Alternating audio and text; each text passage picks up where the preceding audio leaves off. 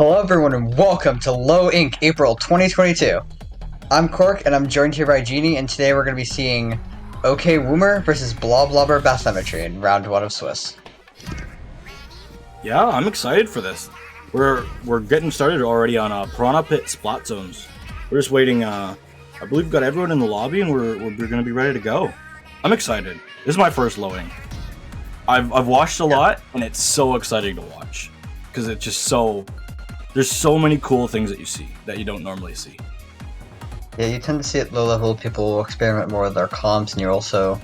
Shout out to the low ink staff for always doing an amazing job at picking really close matches. And speaking of comps, Bloblober Bathmetry is almost certainly going to bring out a Bloblober, which I think is going to be a really good pick for this map, combined with Secant, who generally plays Tetras, which on a map like Pit Zones, their maneuverability and the splashdown of all things are going to be quite helpful. For sure.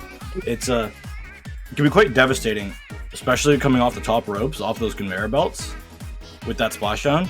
It's very few weapons can really seem to shut you down unless they're already following you on that conveyor belt. Yeah, it's definitely not fun when you're trying to hold zone and Tetras, and then since it's Tetras, after the splashdown they've got paint everywhere and all those dodge rolls, and it's pretty easy to work off that for the Tetras to get a couple more picks. Otherwise, I'm not too familiar with any players in other teams. How about you?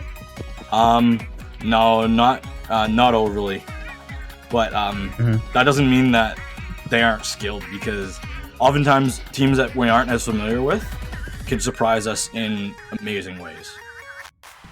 Yeah, I mean, kind of glancing at... Actually, I think we might see a lot of paint after Bloblober Bathmetry, because they've also got Airsign, who... He's either a junior one trick or just a general support main, I can't exactly recall, but they're going to have a large amount of paint. I'm hoping that Woomer's got weapons to keep up with that, because it is zones, and painting the zone is the most important thing you can do regardless of, say, how many... You gotta get kills, but you also gotta paint the zone. Yeah, the zone is what wins the game. If Judd says you win the game, doesn't matter how many splats you have at the end of it. It just pretty much comes down to Judd. Or a little Judd, whatever. You're telling me I can't bribe Judd with the blood of my enemies? Maybe that might be a feature in Splatoon 3, but I hope I hope we've got like some weird things. I'm not blood. Hopefully not blood. Yeah. There's probably some way. There's some way to convince Judd, but those would be against the rules, and yeah, definitely no. The TOs would be all over that. Kind of a tangent while we're waiting for the lobby to get restarted, but do you think we'll see deathmatch in Splatoon 3?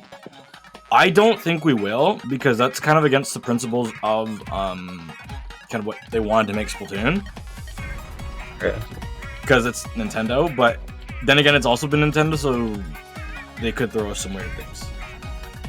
Because we have to remember that just to see what people do. We had deathmatch. Yeah, this is the first Splatoon that wasn't like really like under Nintendo's new management, new upper management. This will be the first one that was like is fully created under them. Right, so we could see some things that are a little different, yeah. Yeah, it's still Nogami at the end of the day. And we love Nogami. Yeah, we will be getting into the game shortly. Everyone is now ready, and hopefully praying that we don't have to remake the lobby again. But yeah, I'm excited. Oh. Yes, pray to the internet gods, and I'm also quite excited. I am hoping to see, as I said, Wacky Tetra plays, and I'm wondering kind of how well that Bloblober Bathmetry is going to be play off the blob, because that's going to be really important, just playing off all that chip damage and being able to push off of that.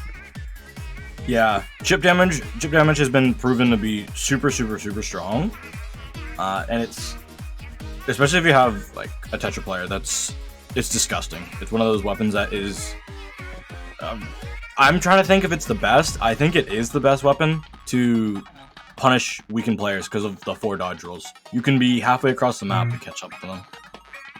Yeah, I'd also throw in weapons like, say, Sloshing Machine, and really all the sloshers in with that, because they don't have the mobility, but the range and the high damage really hurts. That much is true, and they can just arc over walls at any point in time. Yeah. Speaking of wall, I mean, I wonder if we'll see a K-52. I kind of Hope not, because everyone's tired of them, but wouldn't surprise me to see a KF52 on literally any map in the game, just how meta it is at the moment. Yeah, it is very, very strong. It is also kind of very, very fun to play, but so far we aren't going to be seeing any of those, actually. And yeah, we got a double rain coming in for the side of OK Woomer with a Vanilla Pro and then a CDS, both of which aren't running MPU builds, which is interesting to see. What makes sense if they're going to try to play more of a supportive role here. Beautiful play by Redcap on the heavy, knowing how disgusting the heavies can be played against the Blobbers, and the Blobbers are just, you kinda gotta be terrified from the heavies. As long as they can see you on flat ground, the heavy has a huge advantage in that scenario. And he's doing a good job trying to get a sight line up from the ramp area. Malik going with the Tri-Slasher, picking one, and OK Woomer is going to be able to hold at least past 80. Now they've got a Booyah Bomb online, but their opponents have armor. They're probably waiting for members to respawn. Armor and Ball Launcher will come out to the side of Bloblober, Bathmetry, yay, punches. Now Skep's gonna help find one. They're gonna be able to push up. The Booyah Bomb's gonna come up kind of at a weird angle, but it's unfortunately, I believe it just hit the rail. Yeah, and that's gonna be Bloblober, Bathmetry trying to get the zones, but unfortunately not able to. They're only able to neutralize them, not able to get the penalty points that they need to be applied. Charger with a nice shot. 2 down, and that armor will secure the zones for them. Bathmetry is on the move. Yeah, they've got a good position. They probably want to get their Charger pushed a little more up if they make a little more space. That's not going to happen. The Charger being forced to back up and pop a bomb launcher instead because of the rain and the Pro just going in. The Booyah Bomb's coming out as well. That's going to help them get a little more space. If they can push up off it, they'll be in a good place, but they won't be able to. Now that Splatling takes a really risky fight, they're going to get sniped by the Charger, as happens when you're trying to peek a Charger with the Splatling. Now it's going to be 2 down on the side of OK Woomer. Bathmetry has got the chance to push up. They're going to get another pick. Charger's going up, leading everyone in the lobby with 5 KA. And now Bloblober Bathmetry has finally got the control back. And the Splatling's going to try to put the Charger again. This Splatling has position too, and they're going to go down again. They did not learn their lesson from the last time they tried that. This Splatling does not care. It's been a long time since I've seen a Splatling who does not care about a Charger, and that's coming from a Splatling main. But this Charger just keeps going off and off. Bloblober Bathmetry is just holding these zones so well. They have specials ready to be able to defend this zone as well. I am scared for OK Woomer. Yeah, they got 2 rains though. They can go in off this. If they pop the rains, ooh, the try goes in! They're gonna have 2 go down. Yeah, they both went down. I don't know who got them, but that was a really good play. And now that's probably gonna be the cap for OK Woomer. Yes, it will be, but they've still got a fair way to go, and the zone already being contested. With the zones being contested, this Booyah Bomb needs to get some space, and it does get enough space for them to be able to get the zone. Using their CDS though, side OK Woomer. That's going to be difficult with that nice pick on the front line of Bathmetry. This should be a stronger OK Woomer hold. But this Splatling again has no regards that they're fighting a Charger. I love this. I love to see this. Yeah, and they've got for a while they had the right angle when there weren't other members like painting them out. Because they were trying to fall off the Charger and kill them when the Charger couldn't peek around the wall. But eventually a little support came in, the Charger was able to set up that peek and hit the shot. And now, Charger's at 11k, which I think, yeah, it's the same amount of KA as the entire other team combined.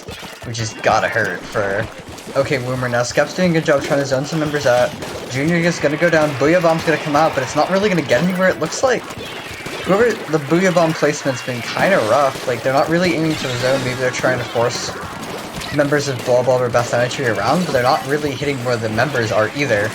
Now 2 of them are going to go down. They popped specials, but they were to little avail, and now that's going to be the recap for Bloblober Bathmetry almost certainly. They can just paint the zone a little. Yes, and they will. Again, they have good specials to defend these zones. As long as they don't get picked off by this try who's just trying to get on the conveyor belt. This should be good for Bathmetry. Hold on in this last minute of play. Booyah Bomb coming out. That is going to be shut down, though, by the Bomb of Seekant. And Bathmetry is just finding the members of OK Woomer one by one and holding onto these zones pretty well. They're not really... No one's getting any more leads as the zones are both neutralized. But that's going to be in the favor of Bathmetry every day. There's only 30 seconds remaining. Speaking of weapons taking kind of risky fights, we saw that Bloblober 1v1ing the Splatling briefly until the Charger comes in and cleans that up. So now... Seekant's in a position to just missile again. The clock is ticking down. It's either going to be a KO here, or it's going to just run out the clock, probably. Kept taking good angles, getting those blobs up in it. First place not to be 2 down on the side of OK Woomer. This is only certainly going in the favor of Bloblober, Bathmetry. This CDS Trinik, one last desperate push, but the Bloblober Bathmetry is just going to paint over it. But the Tri-Slaughter comes in, they stall the zone, but that's not going to be enough. They got to cap both before the timer runs out. Bloblober Bathmetry with the amazing team coordination and individual pop-offs as well to seal out the later half of that game. They were the dominant team in that second half, and with lots of people on their team over 10k, and especially with the Charger with 17, they were just fragging out at left and right. Yeah, that's really effective for them. Going off with the Charger, especially against a team running a spot lane, it's gonna hurt, as we saw. And now we've got TC Sturgeon, which, as long as a Charger can get into those areas where there's a lot of open sightlines, they're gonna be just as devastating here. Yeah, this is a disgustingly strong map for a Charger player.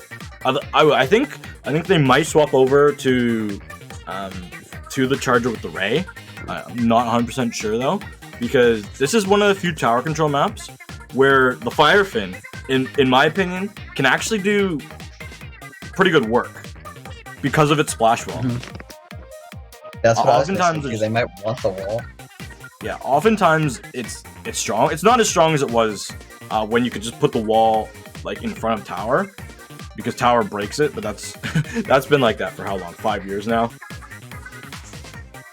But the bomb rush, it is devastating against short range weapons on that second checkpoint. The second checkpoint gets decimated by bombs.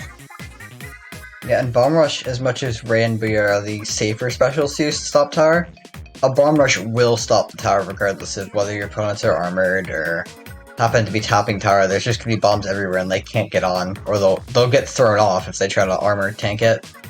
That being said, I'm wondering how OK Woomer's gonna adapt, because they're probably a little scared of the Charger now. They'll probably be playing a little more scared of that laser, and honestly, knowing the current meta and what people generally know is like easy counters to Charger, I wouldn't be surprised if, say, the CDS switches to BDS, one of their members switches over to maybe a K-shot, and they just try to out-missile the Charger and keep them from being able to stand anywhere. Yeah, if you keep the Charger on the move, that's the best way, but super strong Chargers know that they're even more scary when they're on the move. But yeah, as we're going to be seeing it, we are going to be seeing the spot lane changing over to the Jet Squelcher to have that nice ray. And you are right, we are going to be seeing those VDS coming out as well. Yeah, they're also gonna have 2 burst bombs and 2 point sensors, which is going to be difficult defensively for being able to force people off the tower without using their main weapons. They will have additional chip damage as well as a lot more information of where the other team is at any given point, along with the missiles, which I think will help, but they're going to have to use that to make up for their lack of missiles. In a nice 2v1 play right there by Seekent and Skep to find one. Seekent's going to engage, getting another one. Now Mailbox is going to be in Fight Club, trying to find and will get to pick up the Rain. Is looking for another one, and they will get 2. That's a nice double coming out to keep the tower from snowballing right there, and now OK Woomer's gonna be on the offensive. They've got the Ray coming out the first of the game, and Sune's just like, nope, you're not standing there, you should not. Yeah, that was a great shot. You should not stand like great to the Charger like that, and the Ray's already out. The Tyrant is chasing after this Ray, going directly at it, but gets the 10 missiles, all has to roll away into such a dangerous spot. Great team coordination to protect their Charger there. It does cost him a special, but I'd rather have the Charger up to defend this tower. Because look at this. There's just no way that OK Woomer can get in with that Charger still alive. They've got another Ray, though. They've got armor. They can make a push here. They're just a little careful about it. And they've got the angles, but Airset's going in. Junior against Tri-Slosher nearly wins it, but now 2 members are forced to jump out from Bloblober, Bathmetry, and now OK Woomer's got the map control here. Mailbox is taking that position on height. They're gonna have to be careful because the Charger will be able to shoot up to there. But as long as they just kind of keep painting, don't try to get too aggressive, they will control a lot of space and make it harder for Bloblober, Bathmetry to get in. Now the Rain's coming out, first one. The Pro's gonna go in, will get taken down, kind of a risky play there, dropping into enemy ink without any paints on the ground. They will break they avoid the 10 missiles! It's gonna be critical. Yeah, how and Tyrant's still alive? Dodging all these blobs from Skep. Skep's trying to clean the tower, but the tower doesn't want to be cleaned. That was good. That was a beautiful now play. Mailbox is still here, holding. The members of OK Woomer are doing a good job just kind of holding out against Bloblober Bathmetry and keeping the tower moving forward. And now Mailbox finds yet another one. Keeps going for more. And the blobs will happen. The bubble hitbox is just a little too big for that corner to be safe. Yeah, there's just so many bubbles as well, with all them bouncing everywhere. No corner is really safe. Yeah, this is gonna be they're great job from OK Woomer to get a nice strong push. But Bathmetry, this is their opportunity to go. The early ray comes out. Redcap needs to stay alive. Oh, great teamwork to protect the people going for the tower. But now it's just gonna be the dualies alive on tower. This is gonna be dangerous. The missile's coming out, forcing Bathmetry back, and the tower is not capped. And as it goes back, the tower has actually no penalty points taken off of it whatsoever. Yeah, it was a really good play by Studio there to just top shot against the jet when they were trying to push tower. At least delaying things and keeping maybe a member of Bloblober Bathmetry from dying, and now Malik's looking for the pick. The Charger will get it. That's going to open things. That's going to help them a lot. And now they've got the height. They're sloshing down on Secant, who just a little farther back than they'd like and trying to hide there. But the bombs are coming in. Secant's going to get called out. And will die really well. They're Malik is alive for that? Sponge. Yeah, and we saw Malik trigger the sponge, which ended up screwing them over because they couldn't get the clean pick on Secant because the sponge. Tyron, how are you still on this tower? Tyron took 8 points off that tower by themselves. That was amazing, and that's extended the lead even further. That second checkpoint is so devastating. Even if you don't get all the way through it, but leaving it down to 2, this is, with only a minute left, OK Woomer is in a dominant spot. Yeah, they're getting pushed back. They took the Ray and the Rain to clear them out of mid, which will help. Now the members of Bloblober Bathmetry are going to have to get some picks. And they're going to have to move in. And Secant's trying to take that angle, but won't be able to because of the well-placed point sensor and just the sheer amount of paint. Taking it above angle. Now it's going to be 2 down going on, including their backline. 3 down. This is the opportunity Bloblober Bathmetry needs. They've got the Rain on lock. Missiles the missile. They won't do much. They got another pick there too. And now Skep should be popping the Rain in a second. It will come out. It's going to be very close right here. And then the Ray's online. This is going to snowball, I think. The lead is going to be swamped in 3, 2, 1. Lead is not swamped. It's stuck. It's stuck at 1. But the tower's going back. Did they get it? They're trying to get it. Oh, they did get it right at the last second. And now they're going to be pushing for this KO with only 10 seconds left on the clock. This is going to be Bloblober Bathmetry with the knockout. That's Sturgeon Shipyard for you, especially in tower control. It snowballs so fast. Once we saw Bloblober almost kind of misstep, pushing a little too early, but then they caught themselves, backed up, and were able to just get a couple picks and then start slowly taking space. And then once they had that almost full wipe, they just kind of charged forward, popped the Rain, and Bloblober, the Rain, especially with that Rain and just the blobs, and then the Charger providing covering fire and then using their array. They just had so much area control at a distance, it was very difficult for OK Woomer to get anywhere near the tower because they take so much chip damage on the way. That was really like a really good job from Bathmetry at that last minute. I was so scared with for OK Woomer because they used their missiles early, but they were almost brought it back, but the just chaotic nature underneath the tower just proved to be too much. And that's going to be Bathmetry taking it, but we do have one more game in this playoff 3. Yeah, it's going to be important. Still going to be important for OK Woomer because, especially with how the final standings and with Swiss, it's going to be, they want every match win they can get for those tiebreakers. And Rainmaker Snapper, I think we'll see the C-Jet come out again. If anything, OK Woomer might opt for more aggressive comp. On the other hand, I don't think Bloblober Bathmetry is going to change anything. They're probably thinking, we're doing well with this comp, might as well just stick to it, especially with that Charger. Going to be able to have some really great sightlines here, and also Stingray, of course. Yeah, there's one thing for OK Woomer that they need to watch out for, is there's no chance they swap off that Bloblober.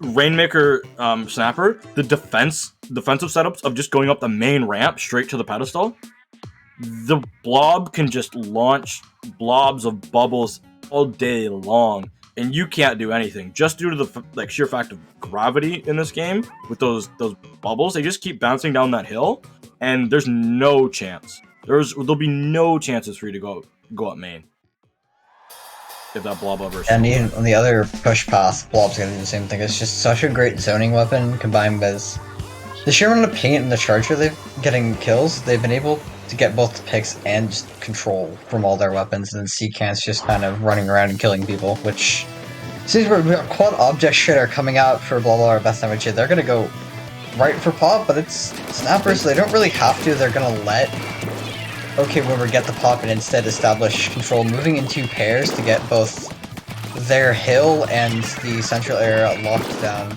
Popping into early armor, it's not going to get much, and it is. Nice flank distraction by air sign towards Seacant's flank, and now Scap's going to get a nice pick in a 1v1 against even the pro with the zap, and now Tsune's going to zone out that other member, and it is worth noting that the C-Jet is not there for Woomer anymore. They seem to Woomer's switch going over for to rush Tech and zap. Yeah, they just want to hold forward here. Yeah, there's nothing else other than just holding forward and a control stick. And this is going to be a nice little space. Redcap has made space on the left side. The Ray has been popped. This Rainmaker's going to should make it quite high up onto the pedestal. Unfortunately not.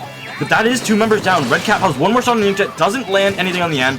But here goes Woomer's chance to get even more points in what they need. They have to watch out for this Bloblober and the Charger. They've been pushed back. Redcap just going into the spawn. 33 points. And there goes Skep with that Blobber, just lobbing all those blobs. While lobbing on Bathmetry. That is a tongue twister if I've ever heard one. And the defense is solid. Yeah, it was a really nice play by Redcap. I like to kind of notice one minor thing they did is they faked out the Charger, let the Charger take their shot and miss, and then threw a bomb up that while they were trying to charge, which let them survive the engagement. Really nice, just kind of, I don't know if it's practice, just spur of the moment thing. Now the Ray's coming out to try to slow down Woomer. It will stop them, but there's a member in Bloblober Bathmetry's base who's going to keep taking the fight. They're going to go down, but I think getting a trade there as well. It doesn't. That's an advantage for Woomer. They are running that so chaotic, scrappy, like all shooter comp that you want to just take all the scraps. You want to approach that Charger, if you lose 1 but take the Charger down with how dominant this Charger's been all series, that's perfect. And Mailbox is going off. Bathmetry is getting mail even though it's Saturday. The mail squad isn't delivering anything today. Yeah, I think the US Postal Service delivers on Saturdays, but I'm not sure.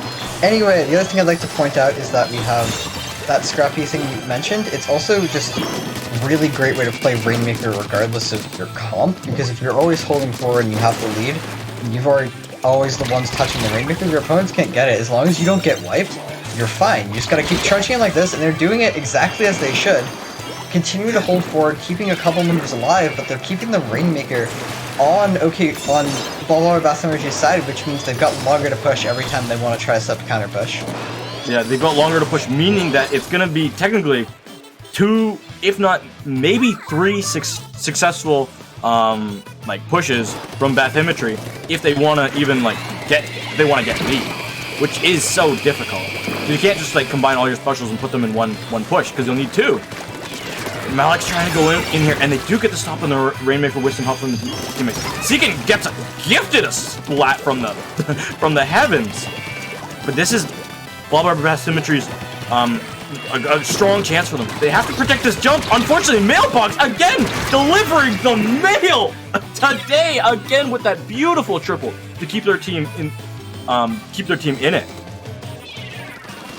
Yeah, that was a good move by them. Nice triple coming out, trying to get the treasure, and now Tyrant's gonna try to just put some suppressing fire up onto that plot before they move up.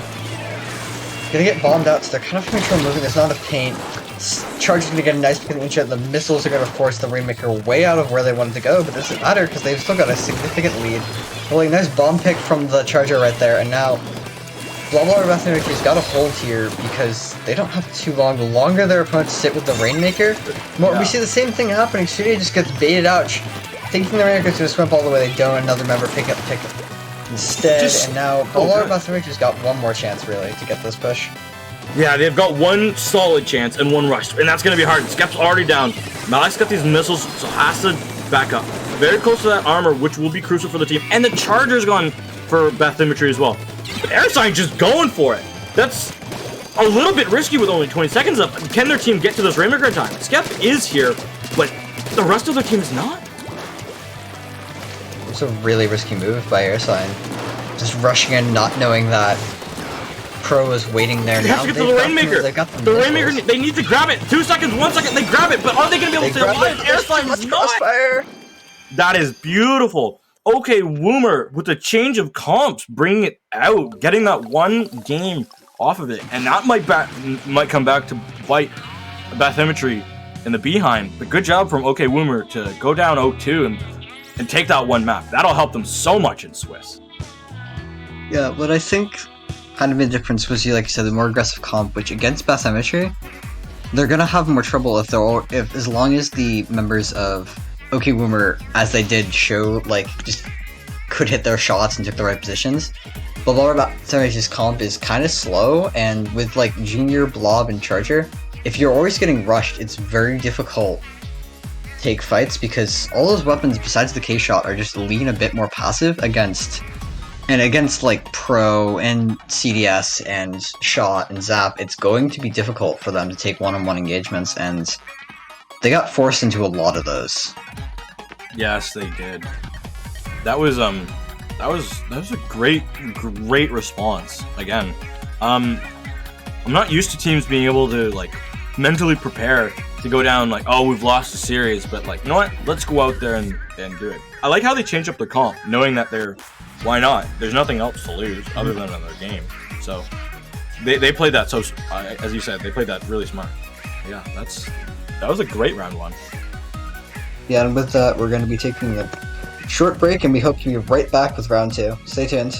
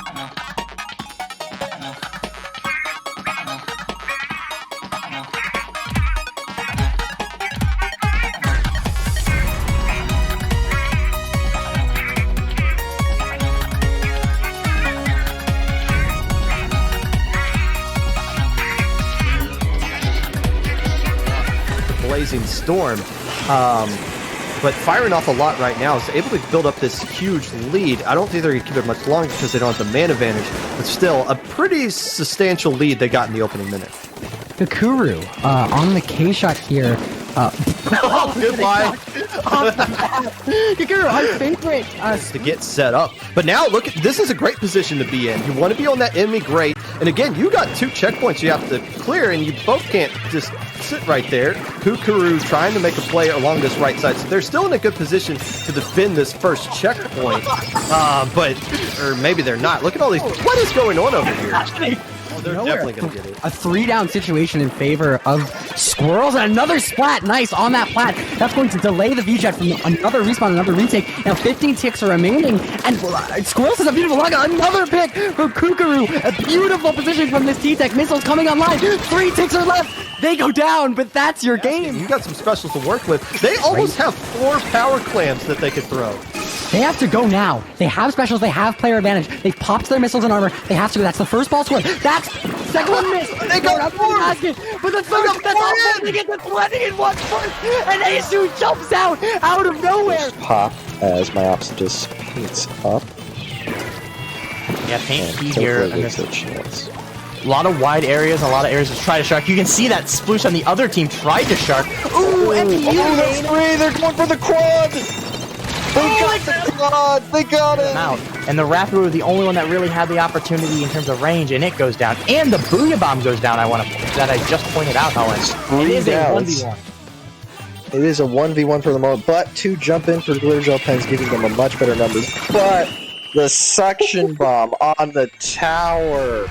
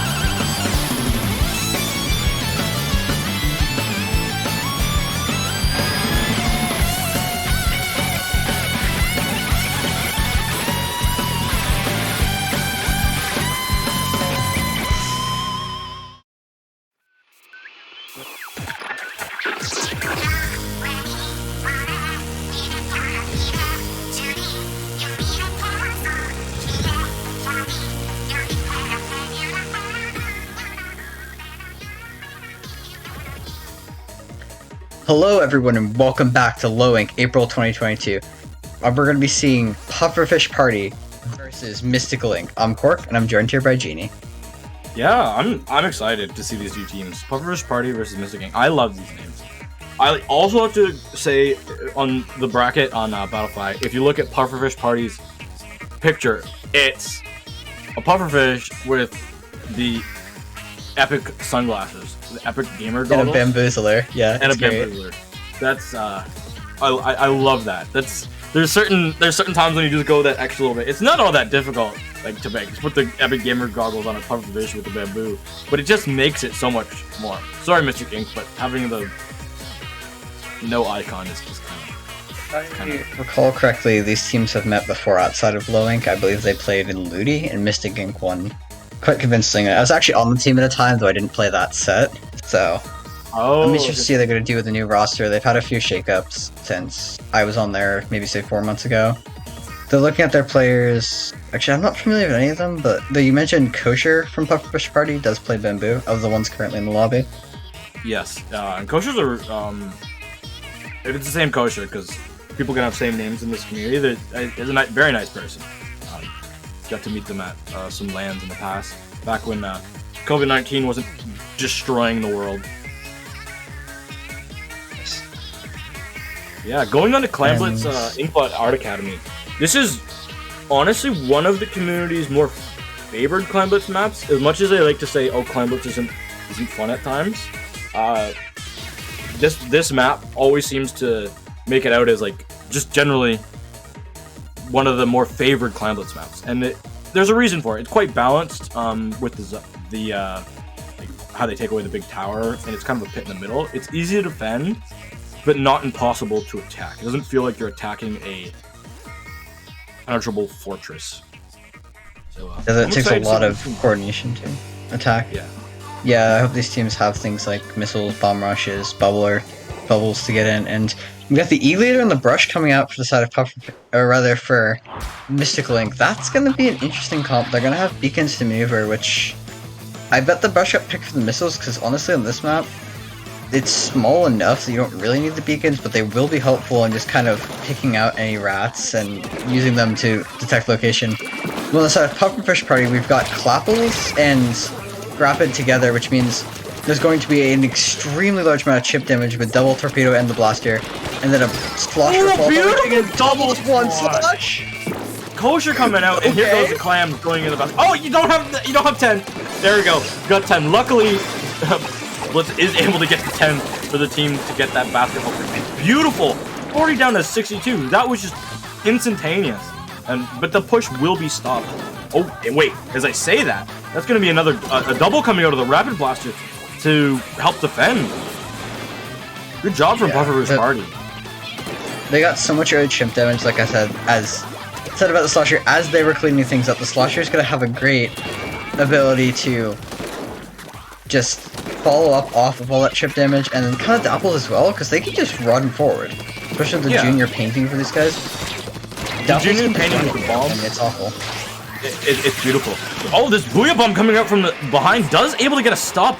The Gal doesn't see that the Rapid's in the corner. Now they do, and it's punished quite cleanly.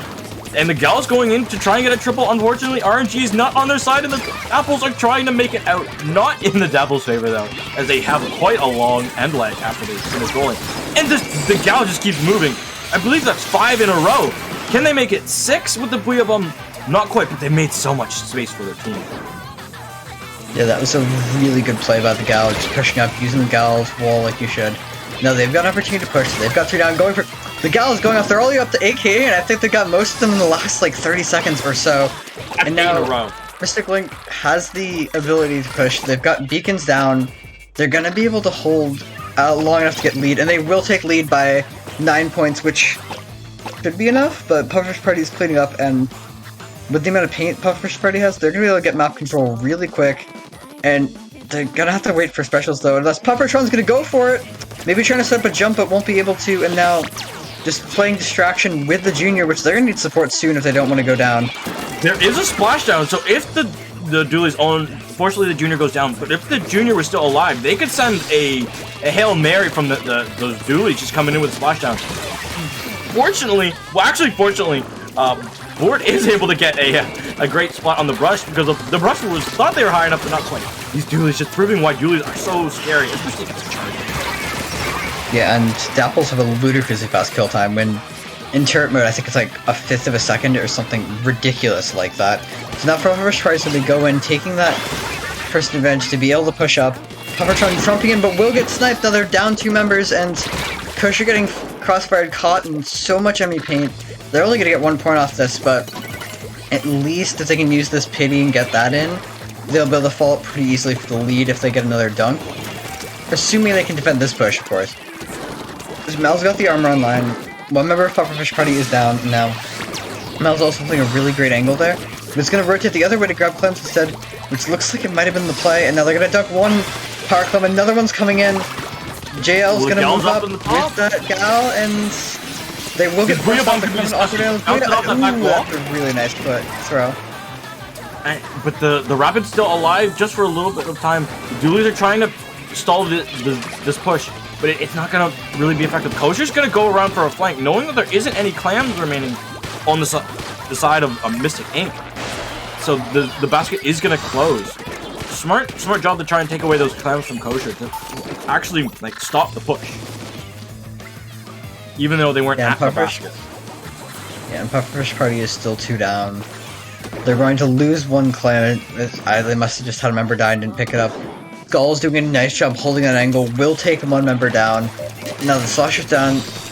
We're now seeing Pufferfish parties kind of looking to set first, or rather not looking to set first, they're looking to try to hold cell. They need to paint more though, because they've got nowhere to move. If like missiles come out right now, maybe a bomb or something, they're going to struggle to have anywhere to swim around because they've got so little paint on the ground. And they're just trying to take the fights, which I don't... We see 1 member rushing in, but they're gonna go down. Now the Blaster's still running around, they're gonna go down as well. It's not looking great for Pufferfish Party because they're not really taking space, they're just trying to go for scrambling. Fights and they're not getting them. They were very scrambled in that last minute. Maybe that could be a lot of nerves being on stream. Last 45 seconds, you're down. But next time, hopefully they come back with a little bit more of a coordinated last-ditch effort. Because last-ditch efforts, yeah, Hail Marys are nice, but they are very rare, and they're famous for being like 1 in 100 chances. I'd like to see them come out with a little bit stronger of a game plan in that last little bit. Maybe clear the comms, keep it calm, keep it cool, keep it collected. But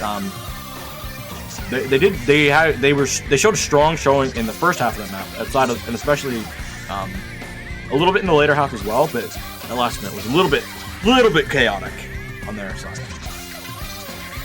Yeah, I like their comp a lot. I think it has great potential to be played off of for chip damage and paint control.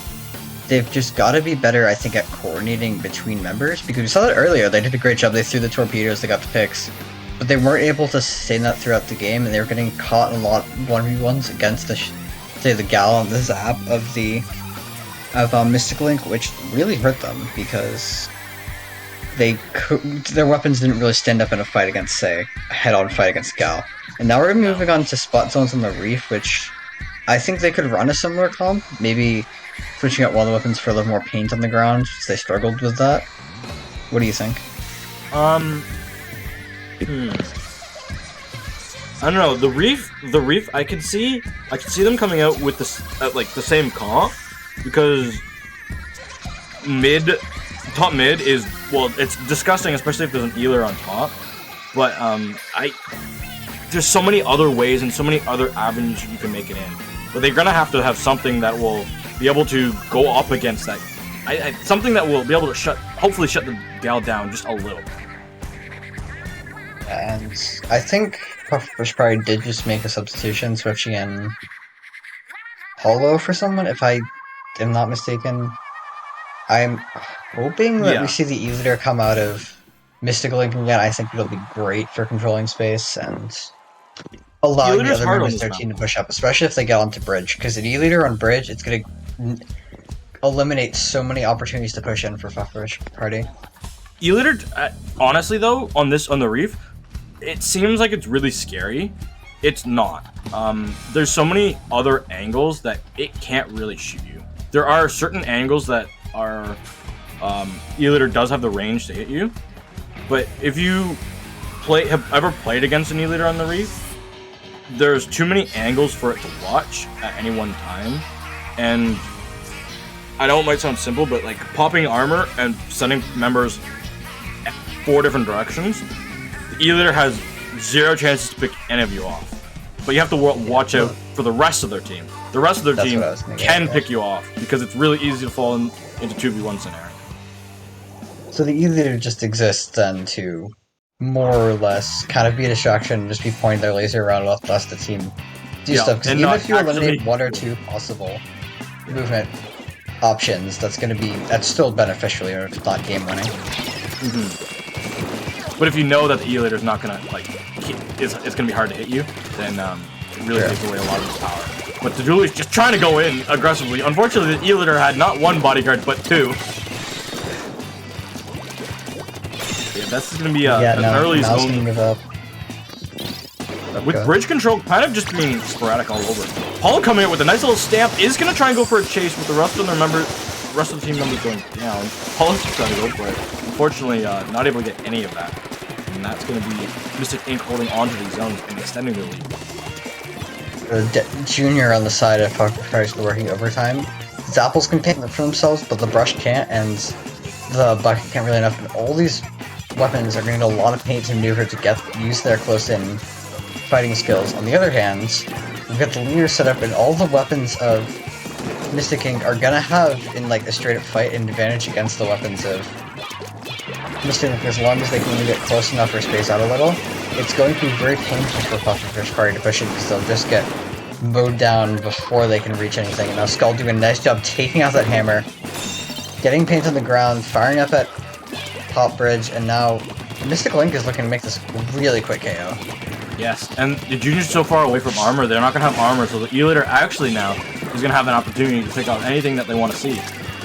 And they are able to get the 1, and that is the Junior. With the brush and the slusher trying to go for the zone, the stamp comes out, but I don't think they're going to have enough paint now. The stamp, unfortunately, not able to get it done, and Mystic Ink is going to take it 2-0 at the moment with the 3rd game remaining. That was a scary game for Pufferfish Party. Mystic Ink just their front line just being honestly stronger, just having that extra range from the NSIP and the shot, even though they're short range weapons in themselves. Yeah, it looks like in the lobby that Sabrith from Pufferfish Party might be swapping in, which definitely is the play here. They might have wanted to do that for the last match because if I recall correctly, they play Flings and Dynamo. Which either Flings is going to help with missile spam, or Dynamo is just so great against everything but the E-liter. As long as they can keep the E-liter busy, bring out those supportive rollers is going to be helpful for controlling space, especially when they've got to enable all those short-range weapons to rush in. Because both Board and Polo are going to be continuing in the match, so they're going to have very little range besides whatever Sabrith brings out, unless Puffer switches. Yeah, I'm very interested because unlike the Reef, which can sometimes work to like a short and mid range comp, but key part you need to have some mid range in it. Starfish Tower Control really favors some long range weapons.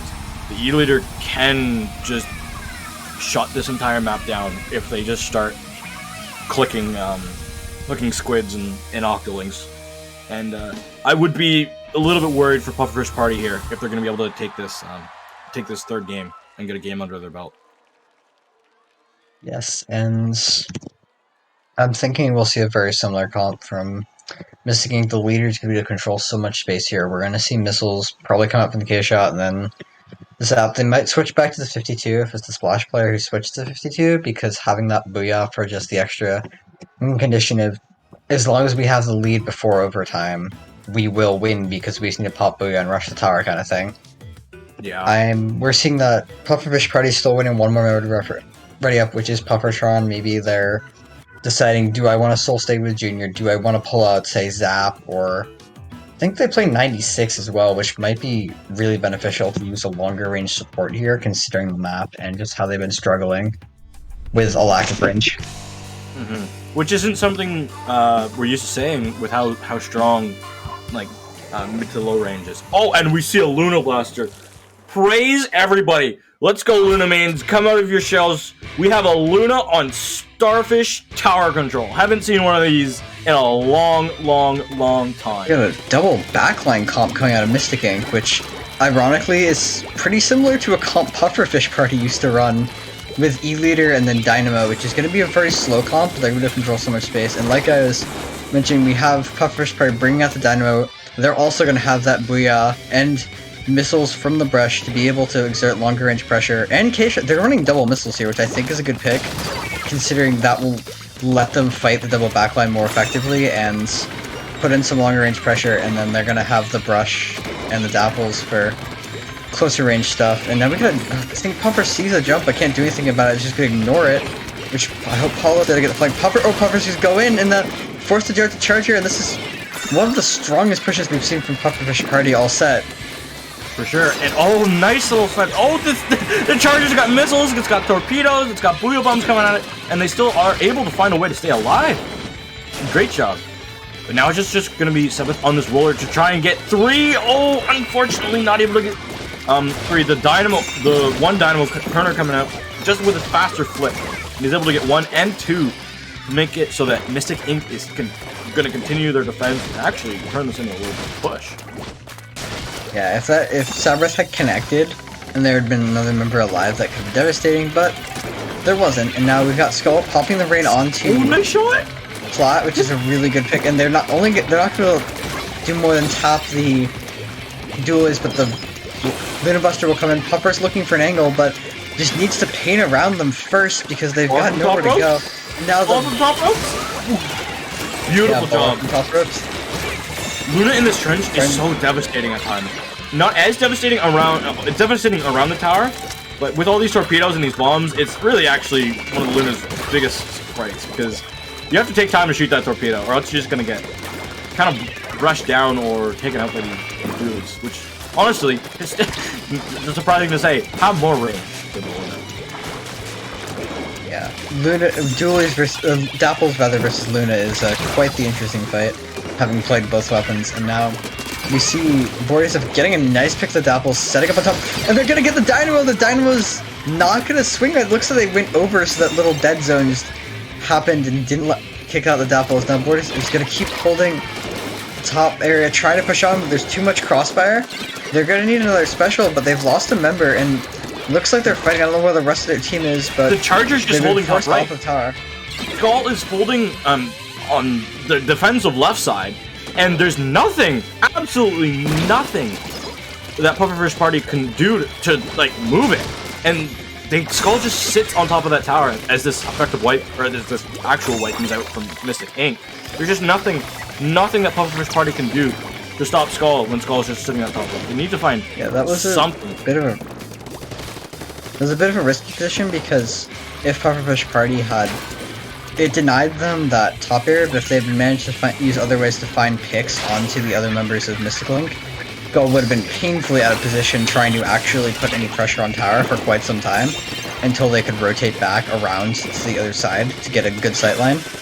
But the rest of the team did hold. Zawa's getting one, trying to stop this.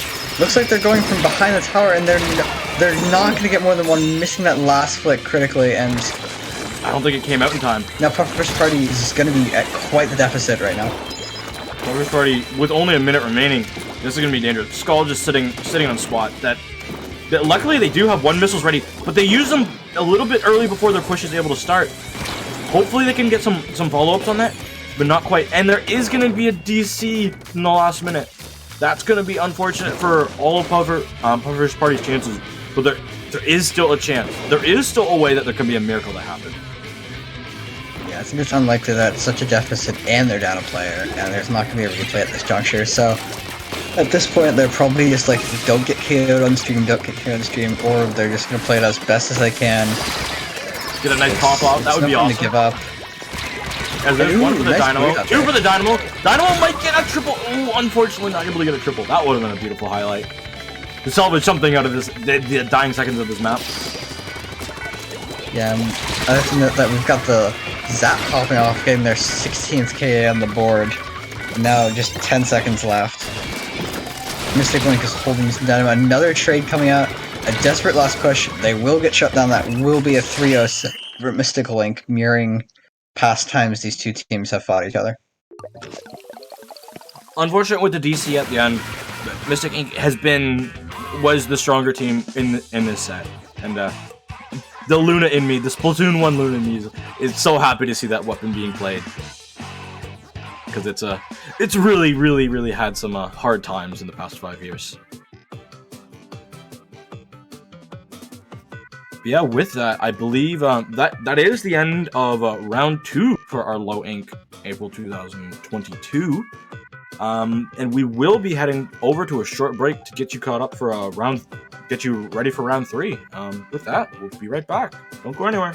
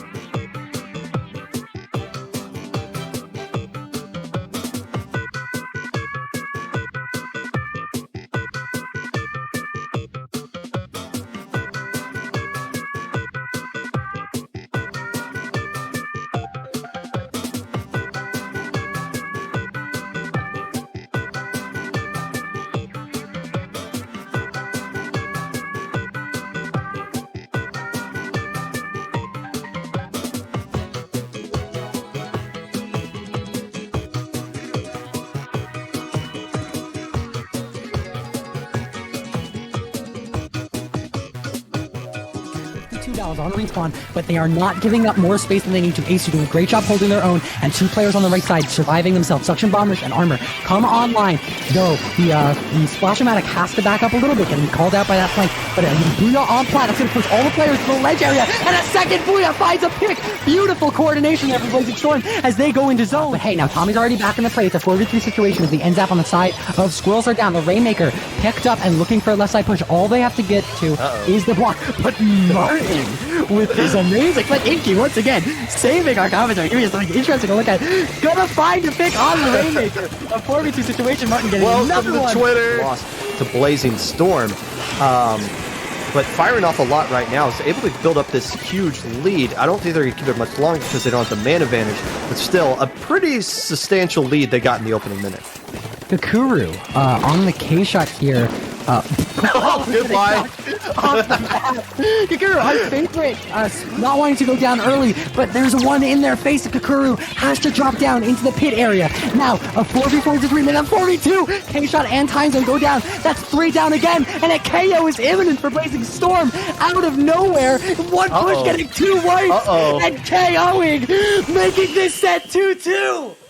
Have the clams they need, but I don't think they can get to them in time. They're going to shut them down. One more power clam jumping in, and they take care of that player. One more, they're right behind. Can they get that final power clam in? One more player left alive, and they're nowhere near the basket. Oh, man. Blazing Storm survives a hellish push from the Squirrels. Gonna leave Blazing Storm armorless, but not before their Rainmaker carry goes down. Hammer comes out to get that quick pop. Throwing it. Nice assist, but 2 down, and they're putting it over. Rainmaker pop, getting an instant pop. That's going to be lead Kakuru. The Sploot getting a nice lead to 20 points. That's going to be the game-winning push. We only have 1 minute and 40 left, and then First pop as my opposite just paints up. Yeah, paint And key here. hopefully gives it a chance. A lot of wide areas, a lot of areas to try to shark. You can see that Sploosh on the other team tried to shark. Ooh, MPU Oh, that's nade. three! They're going for the quad! They got the quad! They got it!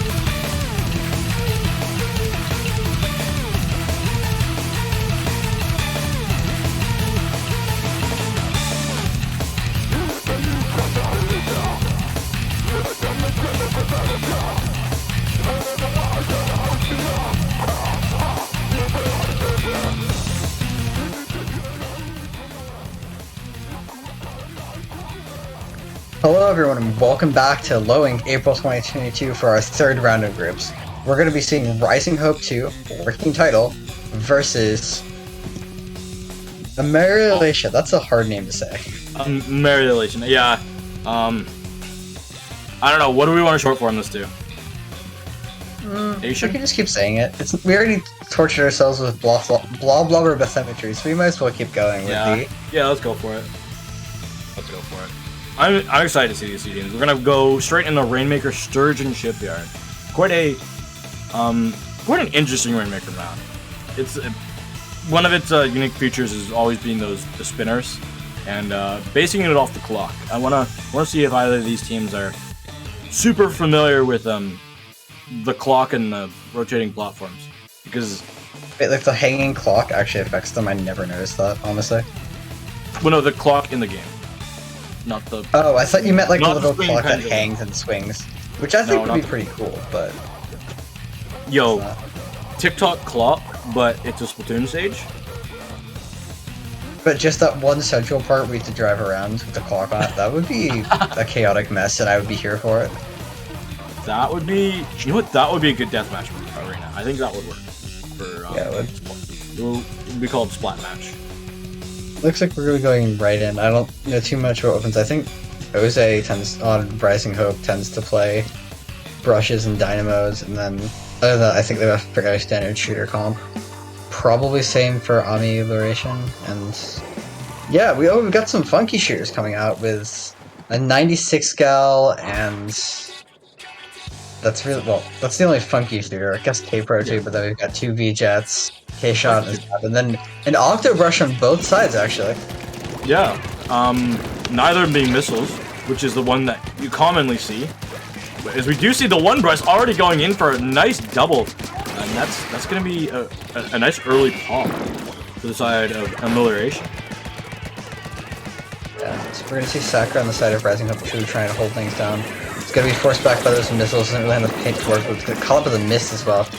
They will survive, but they're gonna take a lot of damage in doing so, and now Rising Hope's on the back foot. This is an awkward map if you opponents have the height advantage in you, because you're forced to play up onto the high areas with Spinner and those other upper points, but when you do that, if your opponents are looking up, you're going to be exposed from a lot of different angles to incoming fire. So it's very risky to try to push back in, but Rising Up 2 will succeed. Dino putting in work with that K-Pro. Sakura taking out one. They get second, going for three. Can they get the triple? They will. They will get the triple, yes, and that's going to. As long as they can just support the Rainmaker, this is going to be a big push. And yeah, they got the delayed wipe, staggering Amelioration. Yeah, Sakura going huge there, but these Toxic Mists are being so strong. The Rainmaker only getting 71 points. That is actually quite terrible. The Brush, Maggie coming in here, clutch with their team, helping their team get this nice wipe. This should be Amelioration getting some nice map control as we continue to butcher the name. Yeah, and they're gonna really great play by the Jet there to slow down the Rainmaker, and then the Brush goes into the flank with the Hammer. They've already on their Hammer online. Both Brushes sitting at 5k right now, being the primary slayers for their team around a series of more supportive weapons on both sides. Now it's Amelioration's turn to try to play up. They've got the pick. They've got Hammer, they've got armor, but they're gonna lose one armor to taking out another, and they're gonna, ooh, that's some They didn't time the clock! The thing's going up, oh no! But Arsenal, beautiful job here. Has a Rainmaker, looking to see if they can get a nice little strike. Unfortunately, the strike is not in time. The Jets go to taking them down. And they are not gonna be able to sit top of the table for right now. But the Rainmaker's sitting They did a good job playing around the wall, though. Anyway, we've got Rising Hope 2 trying to push up. Looking for something. Sakura hitting another great inkjet shot, but gonna get called out, not dodging quite in time. I don't know if they might have been too focused on what was in front to notice that crossfire, and now they're gonna be going 2 down. And Rising Hope 2 just can't really do anything just yet. They're gonna have to back up and wait. There's no one guarding the left side. If they can get onto those blocks, they can get there in time to catch the rail before, or the spinner before it goes up, but now it's being defended from there. And unfortunately, now that the spinner is going to be rotating as the clock has changed again, that's going to be difficult. The window of opportunity was there. They had an opportunity to go so much further. Unfortunately, the team wasn't Or able even to. the defense came in, the mist stopped it, I think. Oh yeah, the mist also showing how strong it can be, because it will prevent all those jumps as well. Rising Hope looking for the sponge. That would be Yeah, they were good. looking Only for that. Sakura being alive would be difficult. Yeah. And now they're going to be forced to back up and trying to get somewhere, but that was a good attempt. They needed a lot more space than they had, though, to actually make the sponge jump. And now the brush on the side of Amelioration's got to pick. And Sakura's going in, getting one traded out, getting that V-Jet, though. Now that main defensive capability for Oh, the step! Can it hit a yeet? Amelioration's going to be gone, but yeah, Hammer going into the air, but it doesn't look like it found anything. Now the brush for the side of Amelioration going down, and Rising Hope has the advantage. It's been very back and forth. The score is pretty close. Neither side's got a terribly big breakthrough. Yeah, And now the lead is not Dino's very gonna strong. pop that bomb, Booyah Bomb, play up off of it. They've got to find a pick here because they're putting so many resources just forward. Armor coming out, missiles coming out. They've got to find something here. They do find one pick. Now Sakura's taking that upper angle. Will find rock. one. Now they've got the opportunity, but they've got to get at least one pick. Three. Get the Inkjet out, and they can push this. You can push this. The mist isn't going in the right spot, but the conveyor is up, so they have to go for the jump, and the mist is just preventing them from going anywhere. The K-Pro not able to push the Rainmaker that far. But there is still an opportunity. The Rainmaker is stuck in that spot. And the Zap has made a lot of space. Shmeeb is going in. Shmeeb made so much space. Matthew with this brush, able just to defend this Rainmaker. As long as they keep it not popped, that's going to be perfect for them. Oh, so little time. Sakura is just trying to get the Rainmaker pop. Unfortunately not. The Rainmaker will be stopped. Amelioration able to take game 1. Problem was we saw Sakura's Inkjet come out, but it was just too low with spinner going up and all that for it to really make a difference in breaking through. If they maybe rotated up onto their opponent's ramp, they could have launched it from directly behind them and hit them there, but in the end they just got unlucky with the spinner timings like you mentioned, and they weren't, for a lot of the match, they weren't really able to move it off because they just kept getting picked off.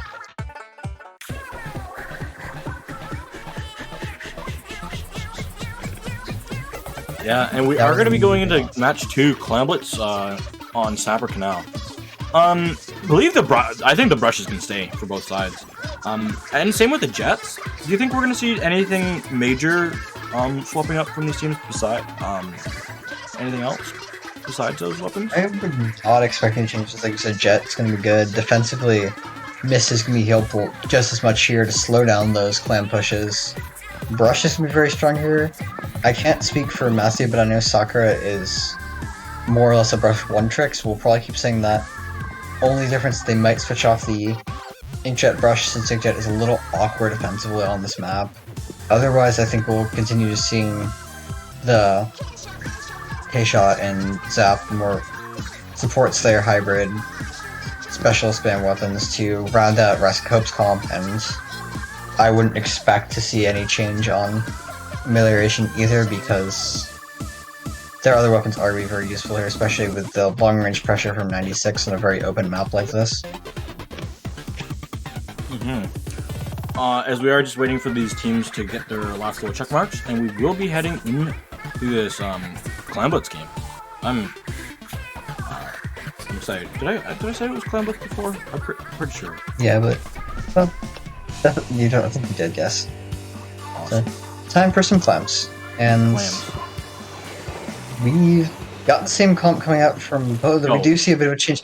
Is that it? Oh, that's Shmeeb bringing out the vanilla undercover umbrella. Oze going to Bloblober, and Dino pulling out the Zap 89. They're not gonna have any armor, but they're gonna have a lot of paint, and V undercovers defensively. They're gonna have mines, which I think will help. And if they can just place the splashdown right, it's an obnoxious weapon to fight as a kind of just, if they get kills or assists, as long as they stick with another member, they'll keep having their shield regenerated, and they'll be able to provide just a small walking, constantly firing wall for their teammates.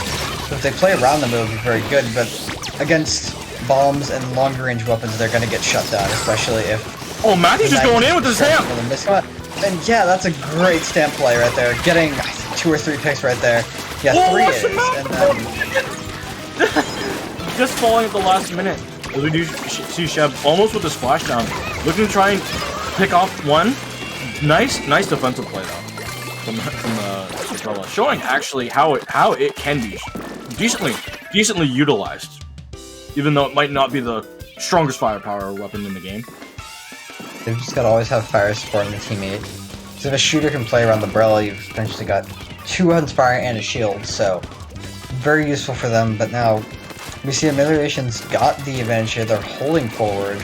They're trying to maybe take sneaky. I think Sakura's waiting for them, and they're probably a little cautious about that. Missiles coming in. Shmeeb gonna go for the splashdown out of panic, but it's gonna get shut down by Arsenal.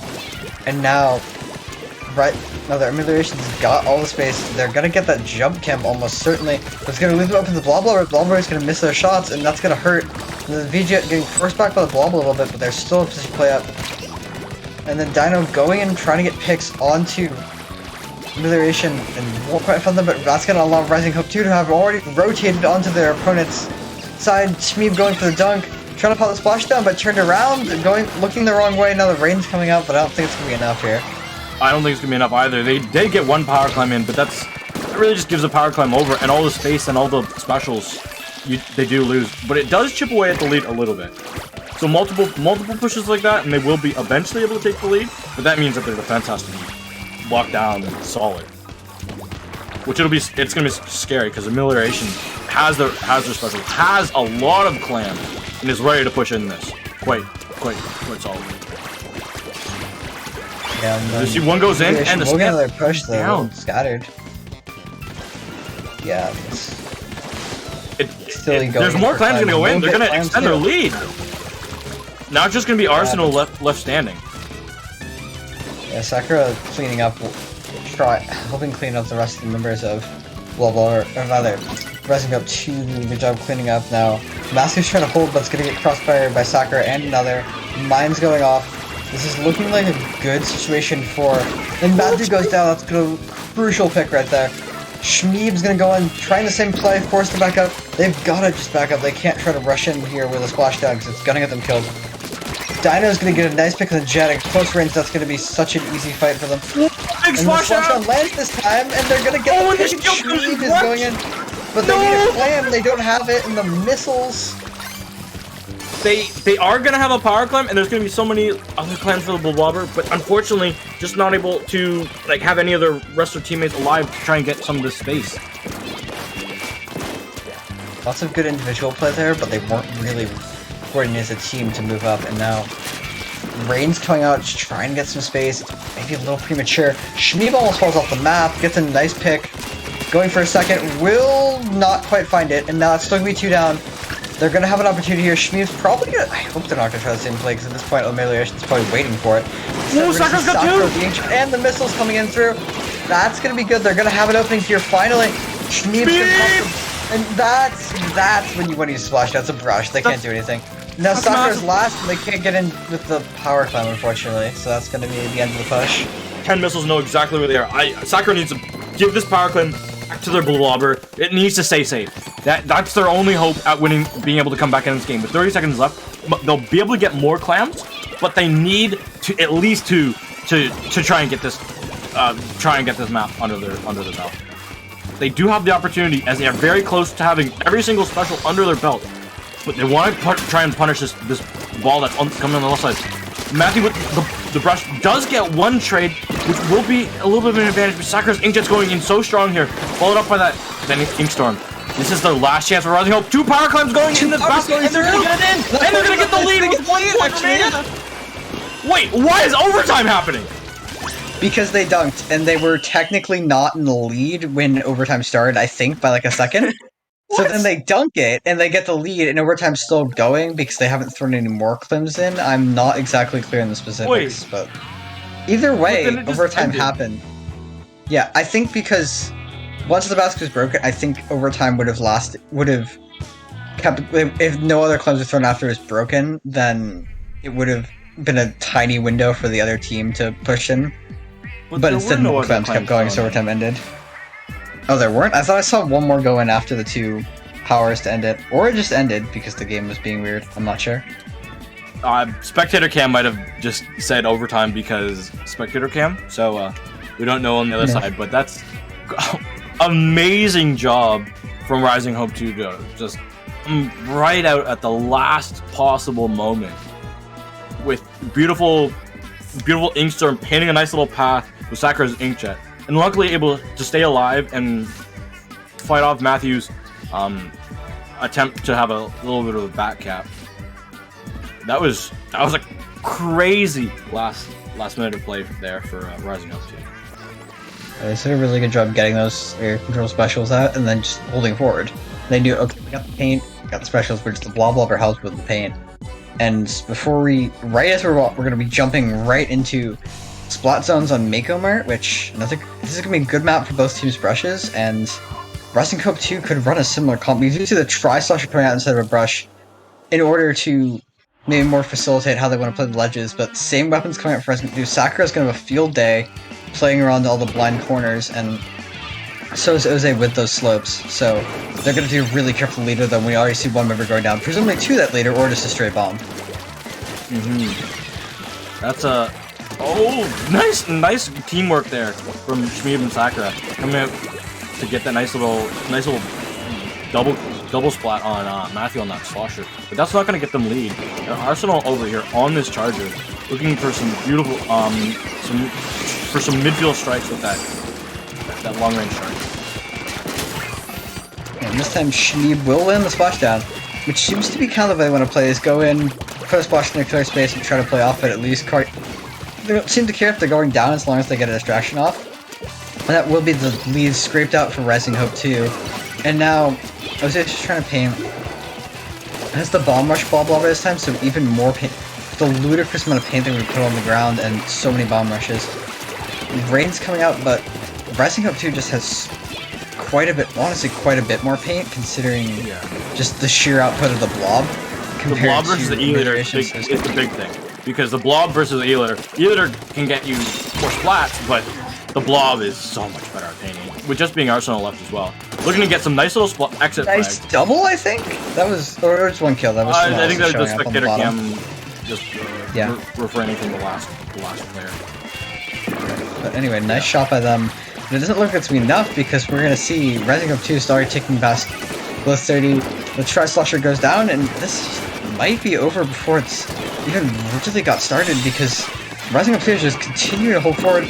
They're down 2, but they've got the mines in the ground. They've got the bombs still going off. They could, in theory, hold this, but they're probably able to. The Tri-Slashers to go in and get that pick. And that's going to be the end of that push, but they've still got so much more space they can hold. And Shmeeb's just like sitting here with this little Brella shield. Arsenal can do nothing. Shmeeb's just sitting here clogging up mid, but does go down not in mid to the Tri-Slasher, opening up a free path for Amelioration to get back in and try and get to the lead. It will be a long way, but it is doable, especially with Arsenal just sitting up on the right block. Yeah, but Arsenal's got under a lot of pressure. Won't go down in all of that, which is really good because they're going to need to stay alive to keep holding. Or not, they're going to get shot, and that's going to be 3 down with a nice combination between Inkjet and missiles by Rising Hope 2, and they're going to save 2 specials for the lockout with that bomb rush ready to get up onto the opponent's plat, and Shmeeb having that splashdown to make some extra space whenever they need it.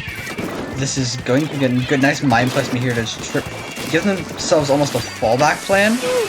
Beautiful. They have to they're just gonna hold forward. Shmeeb just like the little shield is so annoying for the E-Leader because all Shmeeb it just respawns so fast, and the E-Leader has so slow fire time that it's just like, oh, you shot my shield. I'm just gonna still stay here, but you can't get me. But this is gonna be a chance for Rising Hope. They're doing a really good job to like hold on in the zone. It's gonna be a really good job attempt for them to actually get a knockout here. Yeah, and that's going to be Dino's looking to keep painting the zone. Try's going to get a nice double there. That's going to be 1 down on Amelioration, but 2 down on Rising Hope. Massive trying to find, and Sakura's going to shoot them down to save their own life, using the drop roller to secure the fact that their landing will be clear. And now Sakura's just throwing auto bombs like crazy. They're going to have 2 different weapons throwing auto bombs, which can be incredibly frustrating for Amelioration, along with all the pressure that's probably about to come out of the blob and those missiles from Dino. Dino launches missiles. Missiles going from both sides. Rain coming out, first pick going on to That's 2 down. Rising up 2, and now that's gonna be 2 down. Rising up 2. Oh, This they're is gonna out of looking this to be rain clock. They gotta get out of it. That's a rain clock kill. Just Sakura. There's not much time left on the clock. Sakura gets 1. Needs to go on a terrier to their team just keep the lead. Not able to keep the lead, but they are able to get the zone flip. Yeah, they lost it by 2 points. This is still very doable for Rising Up 2. They can win easily. They can lock them gotta out. get paint control, and they've got to move really into their opponent's base. Oh, Shmeeb's trying to go for 2. Shmeeb gets 2. Shmeeb's trying to go for this triple. Does see 1 more. Gets the assist, and that's beautiful. Don't need the 3Ps. Let the teammate get it. You guys know that there's just 20 seconds left, and the lead is gonna come before the 20-second marker. Yeah, I mean, Beautiful play from Sakura, and the lead is gonna be sweet. Amelioration has so little time. They've got to get back in here, but the bomb rush here, every special's in. Splashdown not going to be in time. Rising Hope 2 coming out clutch in that last little minute there. Shmeeb's undercover went next level. Yeah, what we've seen from Rising Up 2 throughout the set is a lot of individual pop-offs, but for the first, maybe all of the first match and like most of the second match, they weren't really able to follow it up as a team. But now they've managed to both have those individual pop-offs, mostly from Sakura and Shmeeb, and for the rest of the team, more support weapons that Dino and Oze are playing to follow up with it and to coordinate better to play off of those pop-offs. That was... I haven't seen an undercover, like a vanilla undercover, put in that much work since... Was it Genesis 5? It's been that long. And we're at Genesis 8 just happened. I've seen Kraken Mare use it on occasion and have some similarly crazy things, but it's definitely always great to see people playing undercover. Kraken's main weapon is the splashdown. That's true. That is like splashdown, splat bomb. That's Kraken doesn't play brush. They play suction. They play splat bomb and splashdown. Yeah. Kraken does not play brush. As somebody that scrimmed against Kraken back in the day many times and played with them, Kraken was next level with that splashdown. You think you can kill a splashdown? You've never seen Kraken splashdown. But anyway, with that, I believe we're going to be having a commentator switch going into round 4. So I'm going to say thank you for having me, and I've been G7. But Kraken, you gotta say something as well. Yeah, it's been great having y'all and commentating with you. And where can the people watching find you on the internet? Since we should probably do the self promo thing. They can find me at Twitter at Genie7, 3 E's underscore on Twitter, and at Genie7 on Twitch and YouTube. With Splatoon 3 coming up, you'll be able to hear from some updates from wherever I'm commentating, and I'm going to be starting doing live streams again, casually, just to get everyone excited and viewer lobbies for Splatoon 3.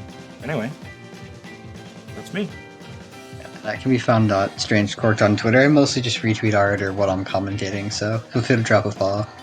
And with that, we're going to be signing off, and JPEG and Magic 8 Ball will be coming on for rounds 4 through 6. Please stay tuned.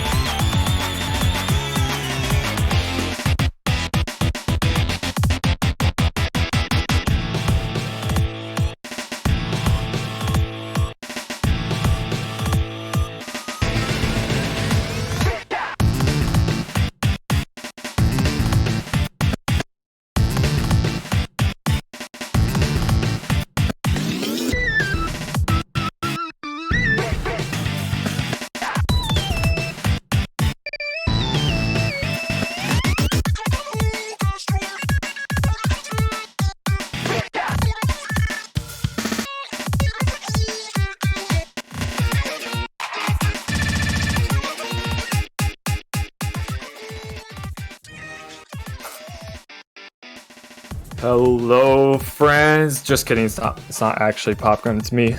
It's me, JPEG. I pranked you. Wait. Hey, Magic. You're not Popcorn. Wait, hold on. No. I thought it was supposed to be Saturday. getting practice for. Wait.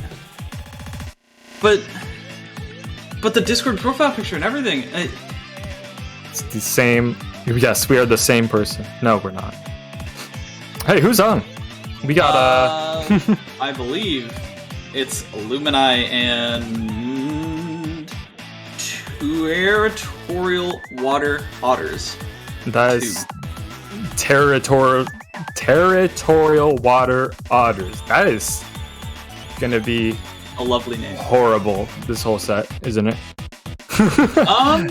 I'm just gonna call them Otters. I'm gonna call them otters. Yeah, that's cool. That's cool. But Illumineye, a fan favorite, I must say. If I am Illumineye's if I'm the only person on Earth, then I am Illumineye's fan. How does that go? How does the copy possible? Someone put it. Remember. Okay. Somebody start You know what I mean. spamming and loving Twitch Put it, chat put it and just in there. don't tell the other mods. Don't tell the other mods that we said to. But I want to see the Illumineye has a million by. fans, I am one of them. Yes. If Illumineye has 100,000 fans, I am one of them. Wait. Thank you, mysterious third person who is also the one streaming. Everyone say thank you to Inky. Wait, could they hear Inky? Yes. Yeah. Okay. This is a rare fourth wall break. But I'll Fourth allow wall, it. you mean third person break? I mean, we're breaking the person third break? person? Wait. I don't think that's how it works. Hey, we're starting. What's our first map anyways? Manta Tower Control. Quickly, Magic, we gotta do the commentary stereotypes. What do you think about this map? Good. Not great, but good. Carbon good, but Jet Sculpture not good. Absolutely. I think backliners are really strong here. Alright, let's get into it. Illumineye versus Water Otters. I'm gonna be honest, I don't really know much about the Water Otters, but I do know quite a bit about Illumineye because I did meet them in person. Pretty cool group. And let's just get into it. Double Inkjet is going to be very interesting, especially when you have somebody flanking already going up to the bunk, and Sonar just decides to take out nearly the entire team, and Lappy's going to be joining them shortly with this Inkjet. This is going to be really good push for Illumineye, getting all the way up into the enemy base. Yeah, Illumineye knows the bread and butter of pushing on comp. You can tell they've been a team for a long time. You can tell how old a team is based on how coordinated they are, and these people are moving as a unit. And this is just awesome. This is an awesome start for them. Oh yeah, 100%. They can clear this person on bunk. It's going to be basically guaranteed third checkpoint. But they have not dealt with it quickly. There's still one person running around in the street. Finally, they're able to take it down. And that Jet Squelcher ended up using the Ray a bit preemptively to try to help people get into the tower, but never really got there. And they're going to be moving down to this third checkpoint pretty quickly. Going to be seeing what they can do. Here comes another round of Inkjets from Illumineye, and they're just taking him down by storm. Wow. That was fast. That was a Yeah. minute and 20 seconds. You know, we hyped up Illumineye. They brought the hype. Let's hope the Water Otters learn from that. They need to kind of pull it together. They need to move a little faster because Illumineye, they're much faster. Like not even a little faster. Oh No my, doubt. that was almost a perfect. That was actually almost a perfect. Holy cow. What? Yeah, wow. Okay.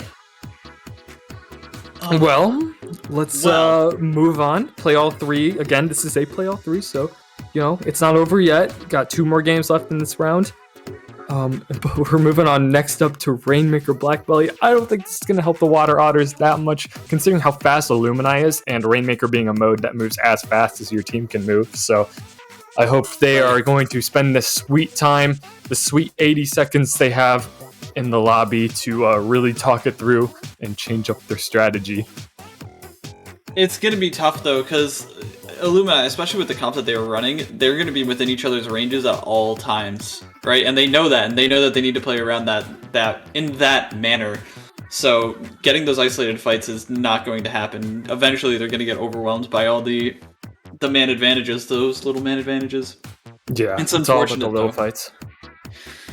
It's unfortunate because, I mean, the Otters, I mean, I love a good Carbon. I just don't think that Carbon works incredibly well without a lot of support. Right. Some weapons just need a little more support than others, and if you can't provide that support, they're at a huge disadvantage. I think what the Otters need to do is just think of something that can counter a hyper-aggressive comp. There are ways to do it, but Yes. Some of them aren't the most fun, but there are ways. Sometimes you gotta play lame to win games, and if it means not getting KO'd on stream for a second time, then I think that's valid.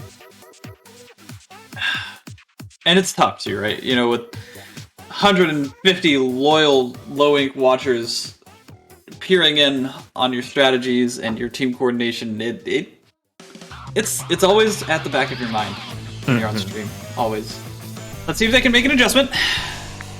Let's go. I want to see a good fight. But I also do want to see Illumineye take the reins here. Oh, or of course cheering for Illumineye here. This actually might be their last time on the low ink stream, as they are technically disbanded. This is going to be their last low ink, so they want to go out with a bang, I guess. Getting that first Rainmaker pop, but no picks yet. But that is going to help them get to mid, and again, the Rainmaker pop does help charge special a lot, so it does put you at a good advantage. And all of a sudden 3 down, and just look at how they were all grouped up in top mid right there. Jet Squelcher finally charges Ray, gonna have to back up here, trying to get behind the pedestal, get to a safe spot. Gonna be able to pop it, maybe a little bit late. Rainmaker sneaks by, finally a bomb and some rush tactics end up getting them picked, but Lappy's still here trying to cause some chaos. That's gonna go down. A good first push. Yeah, pretty strong first push, but Otters here have a great opportunity to finally push up and get that mid control they need, get all the specialists they need to push that Rainmaker. And hey, not a KO in the first minute of the game. Looking pretty good for them.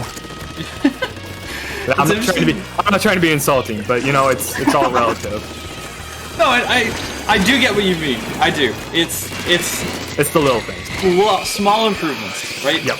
Small you gotta learn. And if you're learning mid-set, that's probably one of the best things your team can do, especially around this skill level. I mean, there are teams that just will be so different from one game to the next. Illumineye, though, is being pretty consistent. They're already going for the Rainmaker to the knockout. Not going to be able to land it. You do see Fish there trying to use that brush, swinging it around, and able to go from underneath to make sure they get paint and some picks. Gonna be a little bit dicey though. They're gonna have to get a lot of this paint back, and a 5 push, that's very hard to beat. Right.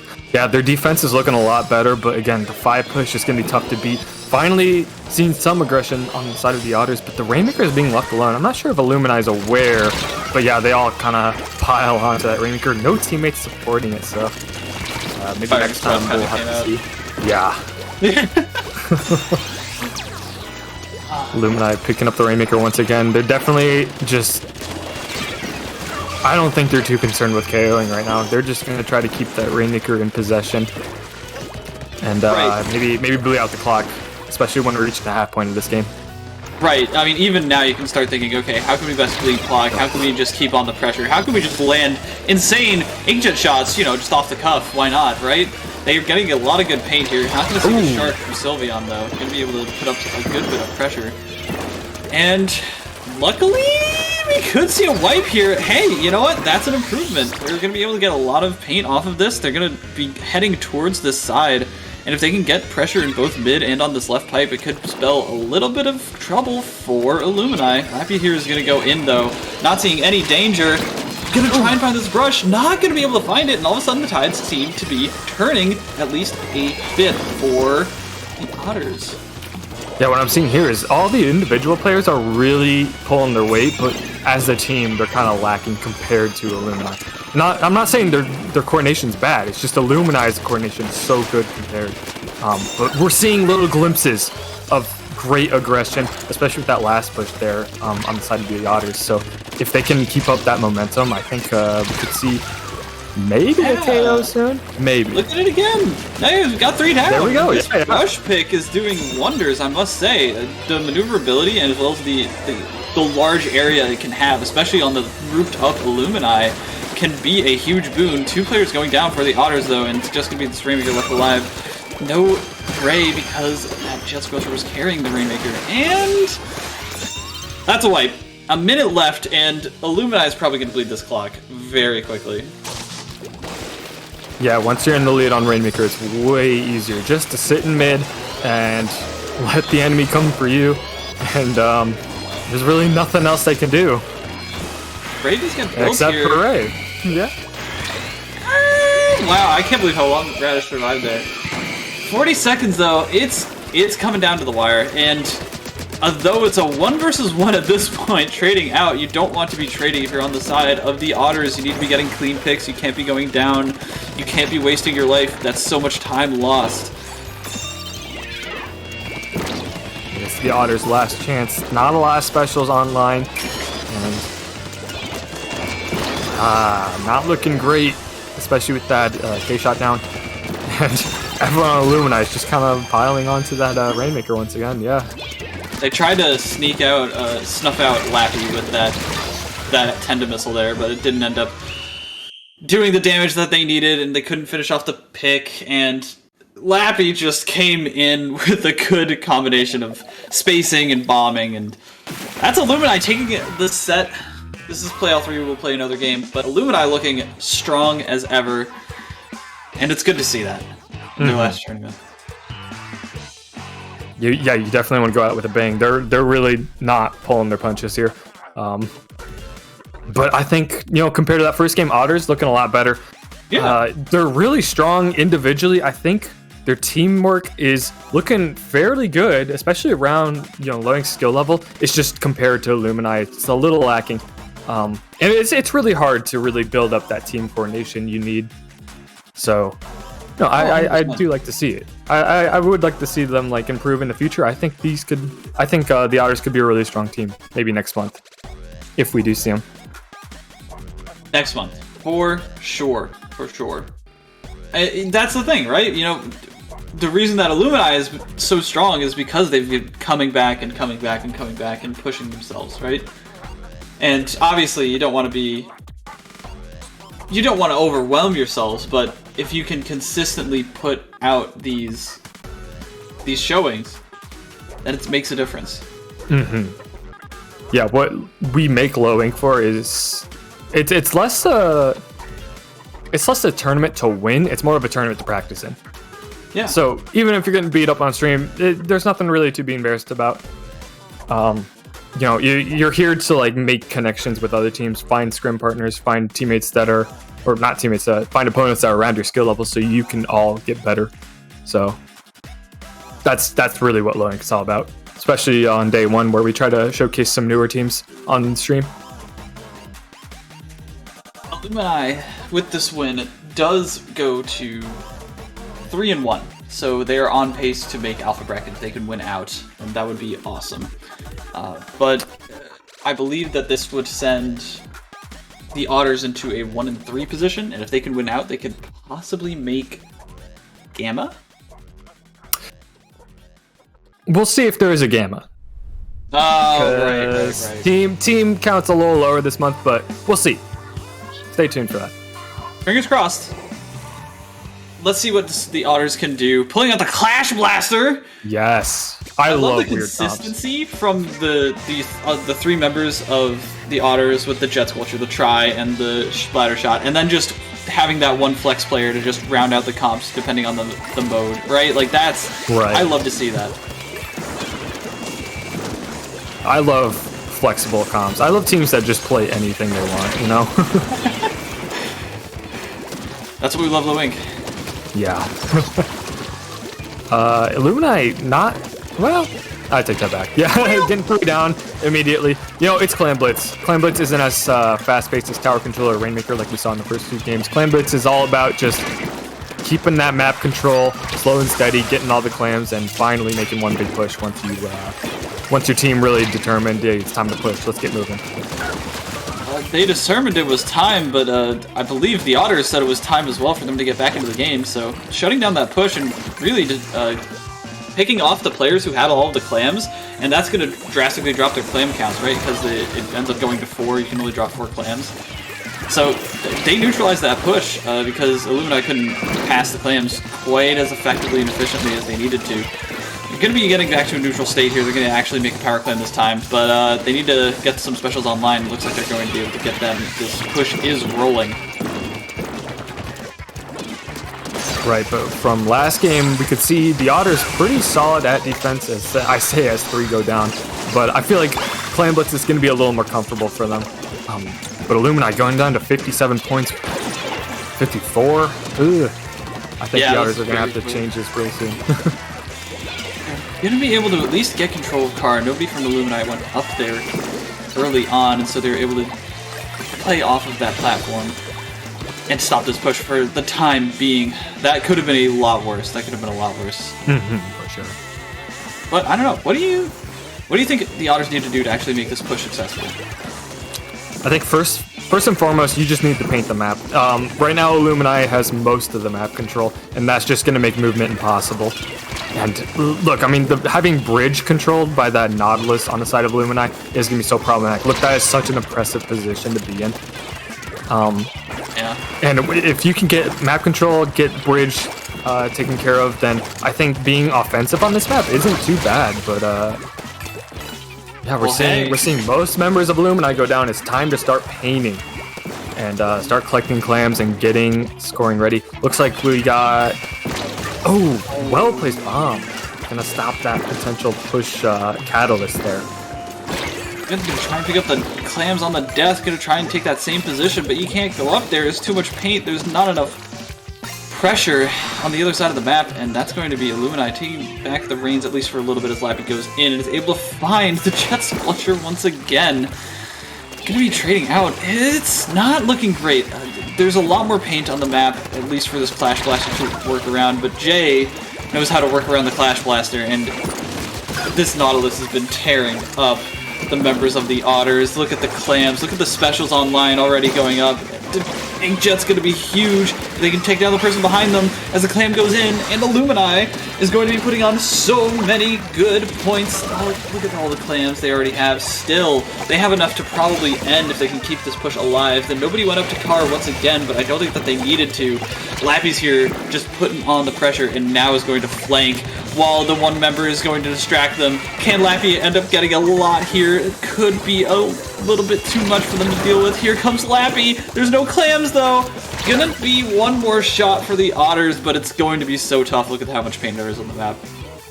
Right, and you mentioned how impressive that Nautilus was, and you're watching that Nautilus and you're thinking, wow, that Nautilus is absolutely shredding through the enemy team there.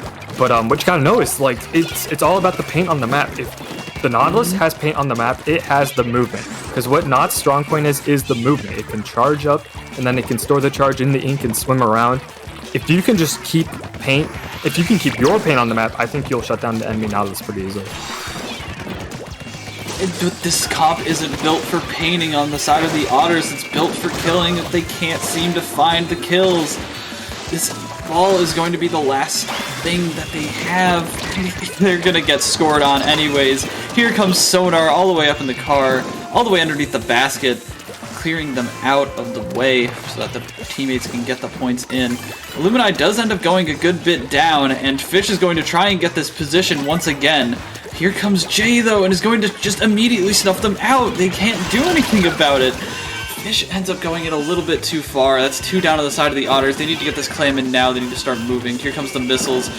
There goes the T-Tech trying to find their way under the basket for a jump. I believe that they've lost the opportunity now. Yeah, no, that's probably going to be time. Oof. They did throw one in. Didn't quite. Wait, they did? Yeah, I saw something in the basket, but the timer ran out before it could break it. But it was a good game. It really was. Yeah, the Otters, compared to the first game, we were a little worried about them, but we're seeing little slivers of hope there. And Illumineye is a really strong team. You're gonna go against one of Lowink's best teams. You can't really expect to beat them so easily. But what we're looking out for is those little things. And the Otters were showing the little things. We think they could definitely do a lot better if they keep going at it, Exactly. like you said, those mid-round adjustments. And we did see that even during this game. You know, we saw like the little bit more that they were doing, a little bit more painting, how they were able to actually put pressure, taking the correct spots, right? Like going into that side alley, just maybe not doing it at quite the time and with quite the amount of specials or the paint that they needed. And because of that, a little bit too hasty, we're not able to secure the dub. So, how are you? Oh, you know, low ink day. Going all right? All right. I got. Yeah, it looks like we have a little bit of time until round 5 starts here. And that might have been Illumineye's last time on stream. We'll see if they're on tomorrow. Likely, maybe, because you know it's their last low ink. We're probably gonna try to put them on stream, you know. But hey, that's a good showing from them. And I think, unless you have anything to add from that last match, I think we're gonna take a break until round 5 starts. Sounds good.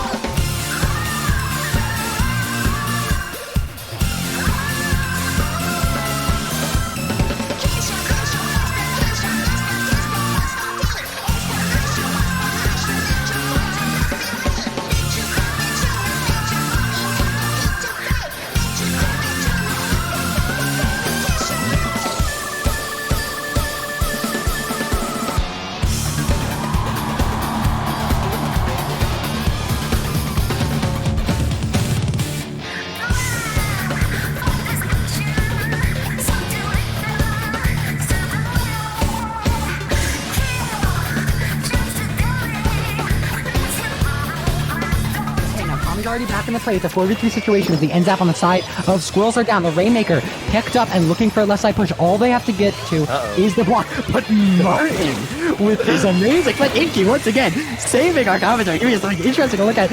Gonna find a pick on the Rainmaker. A 4v2 situation. Martin getting another one. Twitter. Blazing Storm armorless, but not before their Rainmaker carry goes down. Hammer comes out to get that quick pop. Throwing it. Wow. Nice assist, but 2 down. And they're putting it over. Rainmaker pop. Getting an instant pop. That's going to be lead Kukuru. The Sploot getting a nice lead to 20 points. That's going to be the game-winning push. We only have 1 minute and 40 left, and then Lost to Blazing Storm. But firing off a lot right now is able to build up this huge lead. I don't think they're going to keep it much longer because they don't have the man advantage, but still a pretty substantial lead they got in the opening minute. Kukuru on the K shot here. Goodbye. Kukuru, our favorite. Points remaining. That's a score you can win with. And they're going to add even more to it. 19, you could definitely win with that. That's a lot more comfortable for the Squirrels. Absolutely. I mean, I'm looking at the point value map right now, and what you see is Kukuru on the backside here. Oh, yeah, nice defense. You scared me there, Pop. I was looking at my resources. First pop as my opposite just paints up. Yeah, paint And key here. hopefully there's a chance. A lot of wide areas, a lot of areas to try to shark. You can see that Sploosh on the other team tried to shark. Ooh, MPU that's three! They're going for the quad! They got the quad! They got it! Clams they need, but I don't think they can get to him in time. They're going to shut him down. One more power clam jumping in and they take care of that player. One more, they're right behind. Can they get that final power clam in? One more player left alive and they're nowhere near the basket. Oh, man. Blazing Storm survives a hellish push from the Squirrels. them out. And the Rapidu are the only one that really had the opportunity in terms of range, and it goes down. And the Booyah Bomb goes down, that I just pointed out, Owens. It is a 1v1.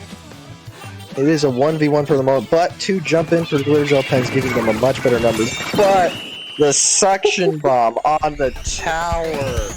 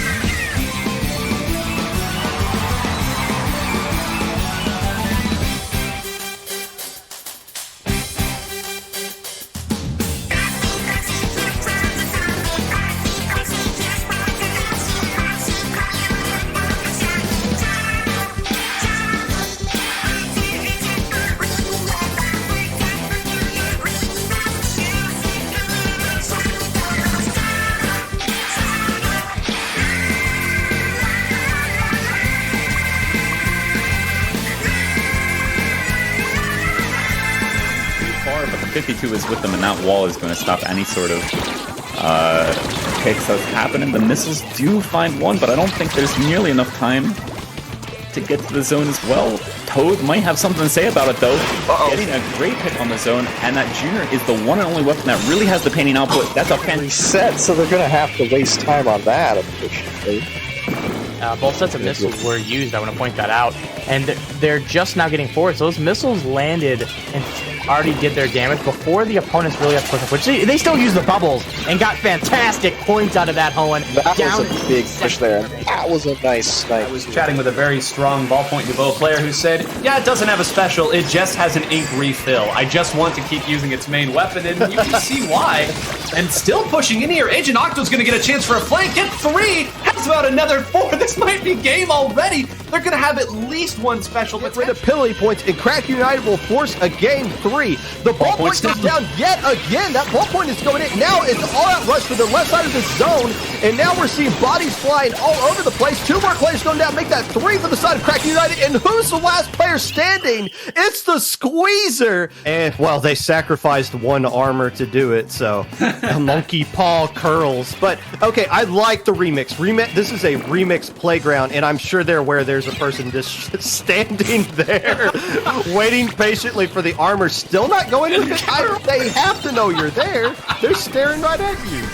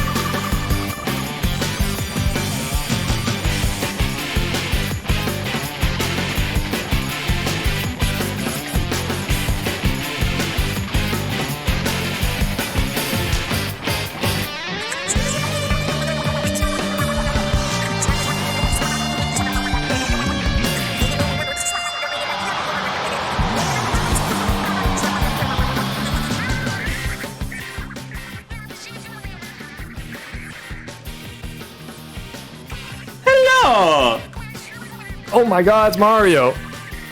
Nope, that was another prank. You got pranked. It's actually Magic 8 Ball. What's up?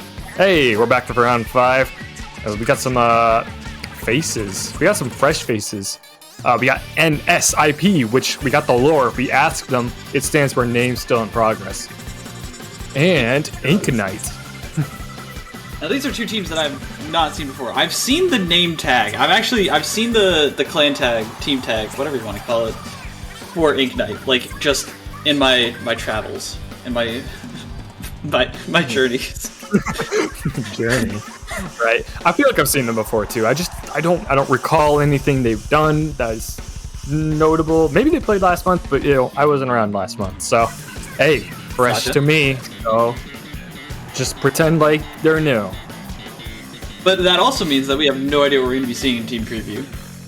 Right. And we'll assume it's a pretty close match considering both these teams are 2-2 in Swiss right now. You're what does that mean? It's an affirmative. Affirmative. It's an affirmation. Yeah. Affirmation. Spot Zone's Anchovy. It's our first game, and this is a fan favorite. We're gonna really see what these teams have to offer. I love this map mode. I do too. It's so easy to cap, but it's also like not easy at all to cap the zone. Like that doesn't make sense. That literally contradicted itself. It's very easy to do like with a bubble or with a baller or with a splashdown. Like you can really paint a lot of the zone and like almost insta cap it. But if the enemy team is painting and you're just painting, and it's almost always neutral. Does that make sense? That does make sense. Let's get into it. 2-2. They're going to be fighting for beta bracket most likely if they can win this and then win out in the next round. But if they lose here, it's not a good shot at all to get into beta bracket. So we'll see what these teams can do. We do see Triple Shooter come out from one side and Ink Brush. Got an Ink Brush. The Shadows of Krakenmare. Don't say his name on stream. Sorry. I'm just kidding. I don't know. I like this. I actually really like this. I think Splashdown is underrated here on NHO. Splashdown in my competitive Splatoon? Yeah, more likely than you think. There you go. And who's who? Inkling in the pink got that first cap down to 77. Really, Krakenmare. Really, yeah. Okay. NSIP ends up taking it back here and is pushing into this Booyah Bomb. Ends up using that baller. Interesting, we also see the Nautilus with the baller. Cap not balling. Right. And it does go to the side of Inkling, just for the time being. Yeah, you weren't kidding. That zone is just neutral this whole time, isn't it? Yeah, that's what I mean. Like, if you get the special down, you can cap it really quickly, but it's very hard to just, like, keep it painted if you're not, like, super pushed up. And so because of that, we're trying to see players get onto the enemy fan. This Nautilus is able to take down that Tri-Slosher very quickly. But we see Darv here in a good position on this left fan. The jump and splashdown is not going to do anything too crazy, and it's just going to end up getting taken down by the return Booyah Bomb to sender. And it looks like the members of NSIP are getting caught out just a little bit too far here as the specials come in, but they're not able to get all the way up onto the fight. Wait, just as I say that, Darv was able to take down the Jet Sculpture for NSIP, and this is looking like it's a pretty not great position. Good for Inkling though. Yeah, I love how aggressive Inkling's being. As soon as they got that zone cap, they all just like collectively pushed up. You can tell their communication's pretty good here. And they're doing a pretty good job, at least coordinating and not dying, but their defense was a little lacking there considering NSIP just walked up and took the zone. But yeah, what can you do, you know? not a whole lot. Yeah. You could, it's positioning, it's not hard. Jet Sculpture, you're going to get flanked on by this Tri-Slosher. Mario's making an appearance. Jumpman Mario is going to be able to take down that Jet Sculpture. And they're getting the points down. Inkling is in the lead here, in control, and there's not a lot of resistance being put on just quite yet. We do see the brush flanking, but they've seen it too many times now, and that's going to be them taking down. Nautilus does move up with that, though, and is able to get a pick off of it. They do have the specials coming in, as well as the Ink Armor just got used, and it seems like they're able to at least get a little bit of control, but they're not moved all the way up in a bit, and the specials are going to be coming back out for Inkling here, and it could cap the zone if they're not careful. Right, NSIP has a great opportunity to finally get a lead here, but Inkling's just constantly keeping that zone neutral. I think that's what they're just trying to do right now, especially 2 minutes left in the game. They want to just keep those penalties, they want to keep that penalty up. But we're seeing a lot of aggression from Inkling. I love it. They're so aggressive, but they're so like good at just not dying. You know, you see this player here just getting out as soon as they need to. And, I think that's a good skill to have. Honestly, yeah, backing up, saving your special, making sure that you can use it to push in. Like, look at how much these specials have been used. 5 Booyah Bombs from the K-Pro is a lot when you think about it. Especially when we're still got a minute and a half to go. Splashdown is able to cap it, and Inkling needs to get control of the zone now if they want to get the penalty on. But 3 of them go down! A flank from the window, and all of a sudden a window into the lives of Inkling. That is not what you want to see. The Splash player does end up jumping down, but Poe, the ink brush, ends up huge there. And now they have to paint their way back in. They're going to lose the lead. Yeah, NSIP a little hesitant to really push up. They just kind of want to stay on the zone. And I don't blame them. That's it's arguably a little safer just to stay on zone because it's a lot easier to fight down there, in my opinion. But I think pushing up never hurts, especially when you get a wipe like that. And I think that's what really led to Inkling getting that cap right there. Right, like they were all kind of down there in that crevice, which is the zone, that valley that we see in a lot of these map structures. But Dar was able to take advantage of the high ground this time around, and is going to end up taking down 2 members of NSIP. And this name is still in progress, but so is this push. They need to find something here. This baller is going to be able to try and get some evil out of the plat area. Not gonna find anything. They need to try and dive here with Ender to get to this zone instantly. They only have 10 seconds left to try and cap this. 3 to even cap it, make it neutral, but it's not gonna happen. And we see Inkling with a little bit of better coordination, a little bit of better ability to not die, end up taking this one. And they say in the zone streaming today, but Inkling is also in the zone for this one. But you saw early on, really neutral, really just like both teams kind of figuring each other out, but Inkling really got their footing there in the middle of the match. They started playing really aggressive, and they do such a good job at just saving their special. They know exactly when to enter and exit fights. I think that's a really nice skill to have. Yeah, it was very interesting how much they would back off.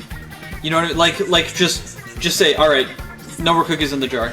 I don't care. Like having that kind of discipline is something that even like mid-level teams struggle with at times. I would know. Yeah. I love throwing shit at them. Talking smack on the low-level tourney. That's what it's all about. Very proud of the team. We love that. We love you. Hey, yo. Big fan. Hey, next up, Inkblot Tower Control.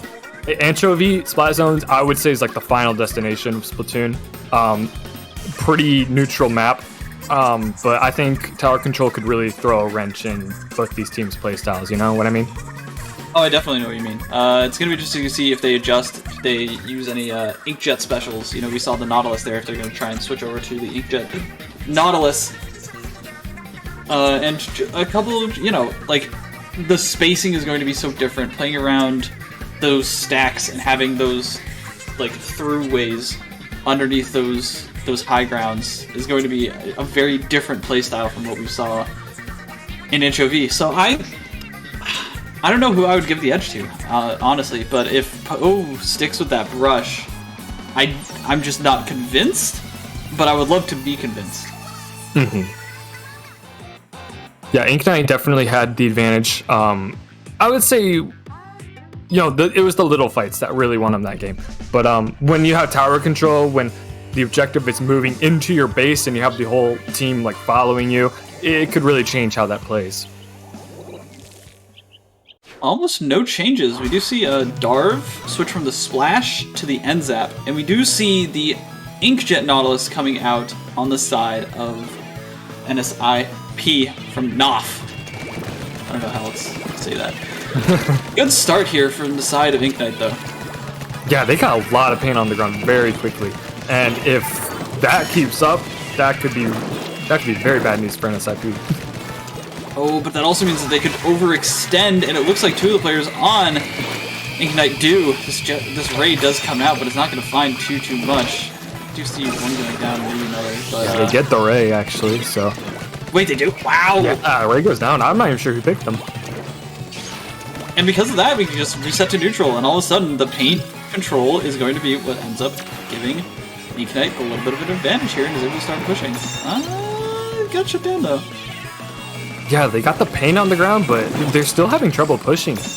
And I'm not sure what's causing the holdup. I think they're a little hesitant. They want to get picks before they ride the tower. NSIP Inknight kind of opting to go around the sides and potentially flank them, but it seems to be backfiring a little bit, especially with that jet by Knock here. Gonna get at least one and kind of scare off the rest. And hopefully we can get past this first checkpoint.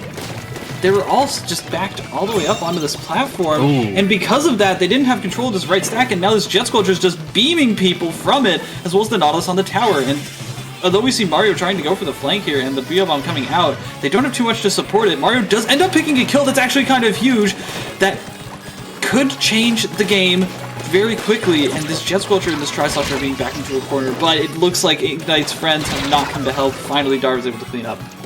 It did slow him down enough for Inknight to finally catch up, get back to the tower, and get that paint on the ground. But, you know, getting paint on the ground is one thing. You got to start pushing up and getting those picks. You need everyone on NSIP kind of opting to go to the right side. So that could be a weakness if Inknight recognizes that.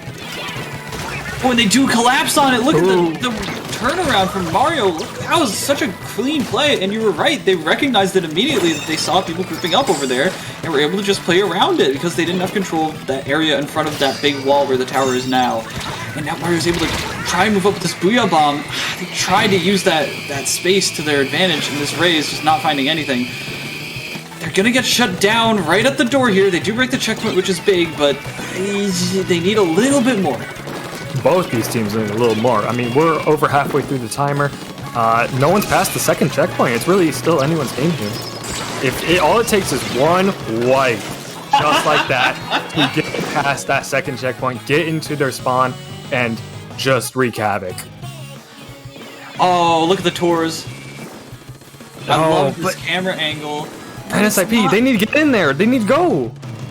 They're trying. It looks like they're trying to at least put the paint on the plat. Yeah, they were really hesitant there. They're trying to like give them a little bit too much respect. I feel like they easily could have been up there with that Nautilus, with the Inkjet, and everything. They could have been through that checkpoint, honestly. And this is a huge opportunity for Inknight if they can hang on. But two players go down. All of a sudden, I mean, NSIP seems to be getting their number and winning these fights. Wow. Another delayed wipe there. And hopefully, you know, maybe they have the stream open in another tab. They're pushing up a little more. But the try goes down. The Nautilus being really aggressive. On that ramp, not the best spot in the world. Going up there on the high ground's really good spot. There we go. And, yeah, both teams just kind of hesitant to start picking off each other. There we go. Got the K Pro here. Start taking out the people right in the tower.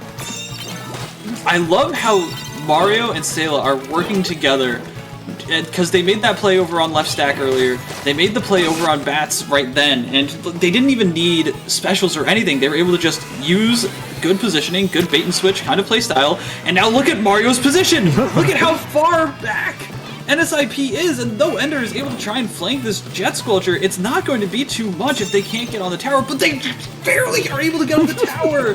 What in the world is going on? It seemed like they were pushed up just a little bit too far in the rooms of Inknight, and because of that, nobody was guarding the tower. All of a sudden, Mario's trapped here by the tower, getting shoved behind it the entire time, and was not able to find a good position. Poe, on this junior now, trying to make a little bit of room and clear people from getting to this tower as these last 10 seconds roll down. They need to trade out, and that's exactly what they're doing. They need to prevent people from getting there.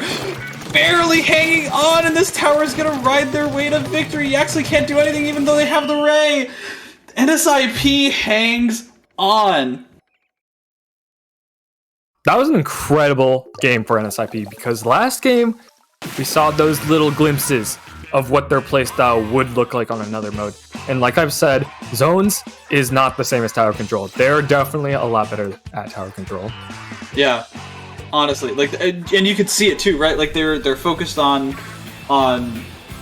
moving up with the tower. They're focused on like getting on those high ground areas, like we saw with the Nautilus, like we saw with the Jet Sculpture. Like they know how to play around the strategies of these map in that mode just a little bit better, and especially taking advantage of Ignite's maybe passive positioning at some points. And hey, good news for NSIP. Next up, we do got Rainmaker on Mako Mart, which, you know, I think most people would agree Rainmaker is pretty similar to tower control.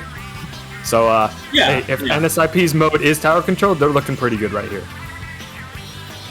They need to be careful though, because the thing with Inknight is that they're explosive, is what we've seen. You know, like, especially when, on that Ancho game, when they got that push up, like, had Darv going all the way in, they had Mario, like, up in those bat areas, and if they can clear the path that quickly, and then just get, like, a beeline Rainmaker shot, it could let them a push that would win them the game. So, like, we're gonna have to see if they can push themselves together, but I agree, I think that I like NSIP. I like NSIP, especially with the comp that they've been running, especially with the flexibility that we've been seeing from players like Poe.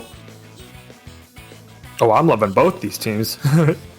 But yeah, really, what, like you said, what it comes down to is NSIP's pushing ability, kind of staying on the objective and teamwork, versus Inknight's explosive aggressiveness and really smart 1v1s, honestly.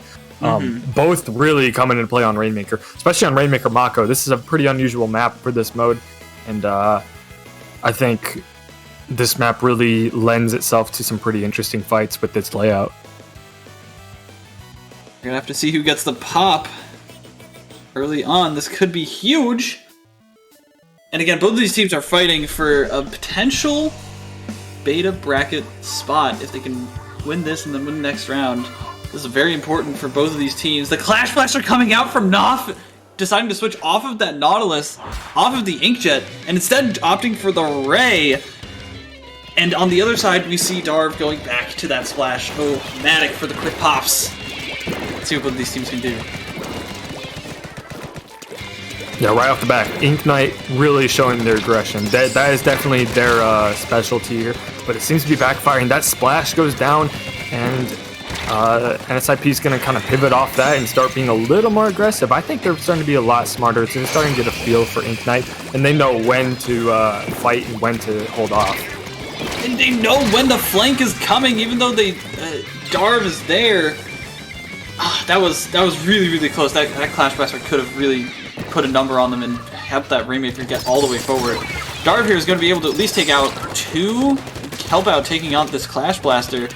And this is looking, it could be a good push if they can get the specials rolling. We see the Ink Armor pop, you see this Bomb Rush, and they can clear out top left with this Bomb Rush and the Rainmaker shots. It's going to be a very easy lead for the members of Inknight. They're getting pinged to try and push it to the right side instead, and they're able to take out the players on the stack. That's two of them down, and although this Jet Squadron's in a really nice spot and Mario's over on this left side, it looked like it could be a clear shot for the Ranger, and it's going. They're not able to find it just because of the miss. A good play from this Jet Sculpture. It's got a name that I cannot pronounce, and a good play from Noff, and all of a sudden the tables turn, and a missed opportunity. Mist is so underrated on Rainmaker. It slows you down so much, and I mean, most people don't even want to enter the Mist. It's kind of a mind game if you think about it, really. Yeah, it's a very good zoning tool. Yeah, Darv here being really aggressive, but it's not really gonna lend too many picks here. It's really hard to tell what's going on here. But we're seeing some specials pop, armor plus the bombs gonna hopefully lead to another push on the side of Inkling. But I mean, no one on NSIP is dying. No one's getting picked. They're just refusing to go down. Even with all these specials. Yeah. And it's crazy. Finally, some players end up going down. Sale is able to dance around with Poe here and is going to distract them just enough for the Rainmaker to push forward to get the lead. That's a pretty good push if we're being honest. Although it's not super, like, it's definitely doable. But it's a good lead and a good push and a good position for the members of Inkling as they can keep this control of this mid area, but Sale is gonna get taken down by the Rainmaker shot. Naf with the missiles is able to push in and get a good pick as well. And that's a full wipe! They need to go now! Go now! Don't waste any time making Rainmaker shots! What got the Rainmaker? I believe it was Sayla who was just able to fire down just a little bit, and Naf is able to push through with a little bit of help and a little bit of pain that nobody saw it coming. All of a sudden, Inkling is struggling. They've got 2 minutes left to make a good push. But that was so unfortunate. I think every Rainmaker map kind of has a point of no return. I think 39 is kind of teetering around there. It's going to be hard to push past that. Especially with how deep it is in spawn. You know, Makomar, this map is so unforgiving. The spawn point's right next to the goal. And you gotta move immediately once you get those picks. There is no hesitation. And see what I mean right there, 39, around that 48, 39 mark is the point of no return. It's going to be so hard to get past that point for them. Mario's going to try and make a little bit of workaround, using this stack to give a little bit of space, give a little bit of verticality, and use those burst bombs and those sloshes to try and make people pay, but it's not going to work out too well. Naf is trying to go around these corners and pick some people off, is not finding anything quite yet. All of a sudden, the members of Inkling aren't dying. Finally, this Rainmaker jumps off the side, and Mario's able to take down Naf. It's just a Jet Squelcher up left alive. They need to go top left here. They need to, as Mario's able to distract people on the right side here. Poe not going to be able to find Darv on the jump. That was such a bad missed opportunity. But Sale's trying to go around the right side. Finally, they make the call. They finally make the call to go left, and this could be everything. The Tri-Sloshers here might get taken down by the Rainmaker shots, but no, not gonna land. And Sale has to jump off, and the Ray's coming out, and all of a sudden, Ignite's in such a bad position. The coordination was so good. They were all grouped up. They were all getting picks together, but when it came time to push up that leftward way, they kind of fell apart there. There weren't teammates to back up the Rainmakers, and the Rainmaker's just not that good at picking, so you need the teammates around there. But Sayla's still holding on for dear life with that Rainmaker, gonna at least drop it in an okay spot. It could be worse. But 5 seconds left. Not much is gonna happen in these last seconds, especially when you go down like that. Too many members going down on the side of Inkling, and they're going to barely lose out. This is a very close set, honestly. The amount that these teams pushed each other was very, very fun. I see a lot of potential in both of these teams, from what I've been seeing. I mean, really. Right. I think Low Ink's at its best around these last few rounds of Swiss, because we try to put on teams that you may have not heard of, but around round 5 and 6, Swiss starts kind of doing its magic and pairing up teams that are really close to each other. So, you know, that's what we see here. Round 5, both these teams were 2-2. And we got a really close set out of it. But in the end, NSIP, we thought NSIP didn't get that first game, so. Yeah, the mentality to hold on. I mean, even super late into that game, they needed to hold on for dear life. Super late into that game, too, they were losing. And to hold on to come back. Yeah, honestly. I mean, Low Ink is a marathon. Mm-hmm.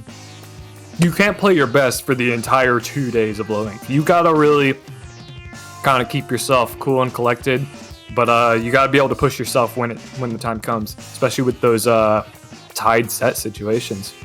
Exactly. So hey, that was a pretty close game. So round 6 might be ready real soon. Until then, we're gonna take a short break unless you have anything to add, Magic. Not yet. Not yet. Yeah, it looks like round 6 is going to be, I think that was our last set, so round 6 is going to be generated. We're going to take a real short break, and we'll see you till then.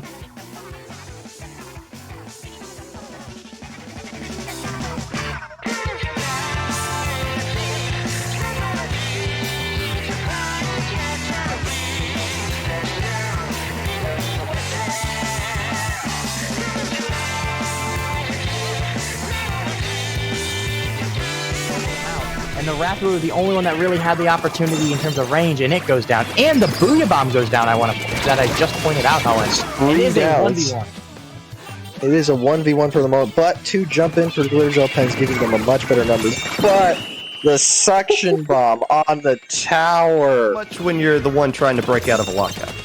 Yeah, rain can be very, very strong here, especially if you know that the opponent is trying to set up. And as you saw right there, it plays at a very effective range from its own side of the map. And how about that? What a statement here to start off the game, Bob Gun.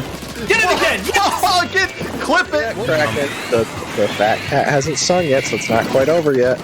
I didn't We'll call see it what over yet. I learned my lesson with the last one. It looks like a bomb rushes might be able to neutralize it. Oh, just barely.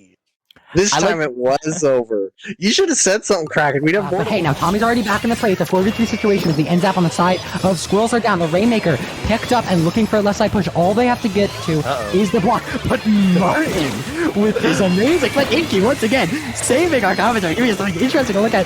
Gonna find a pick on the Rainmaker. A 4v2 situation. Martin getting another one. Twitter. Pop as my opposite just paints up. Yeah, paint And key here. hopefully there's a chance. A lot of wide areas, a lot of areas to try to shark. You can see that Sploosh on the other team tried to shark. Ooh, MPU that's 3! They're going for the quad! They got the quad! They got it! Here come the missiles, able to find people scouted out, using this Rainmaker shot as cover! And brings in the rest of AD behind him! They're going for it! They're trying to take some of their own cover pick! But the hammer gets free! The Sploosh stays alive! Kate is still up! Oh, you can't. No, you can't. I was about to say, you can't. And the Squeezer with the first pick of the game after like a minute. A minute into the game. That's crazy. Again, just shows how both of these teams are now figuring out each other's play style. They want to be really careful with this. Hold on. How? How do people get away with these? To the timer delay Fish's potential push and make it even more difficult. Yeah, and I mean, that's really all that Marine Melody needs to do at this point is, you know, slowly take time off the clock. They don't need to make a hero play at this point. They are 2 down, so they do need to play some defense. Oh, the Nautilus!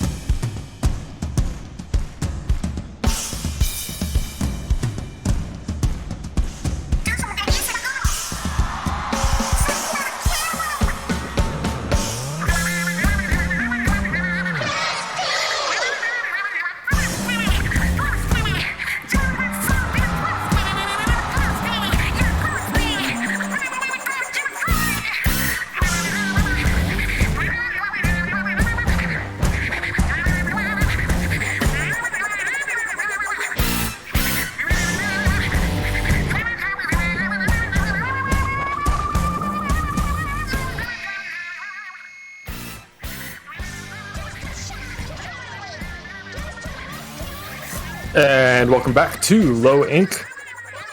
We are on our last Swiss round of the day before we end off the stream and continue tomorrow. But until then, we are starting our last match, Crimson Quake versus Delicious Nuggets.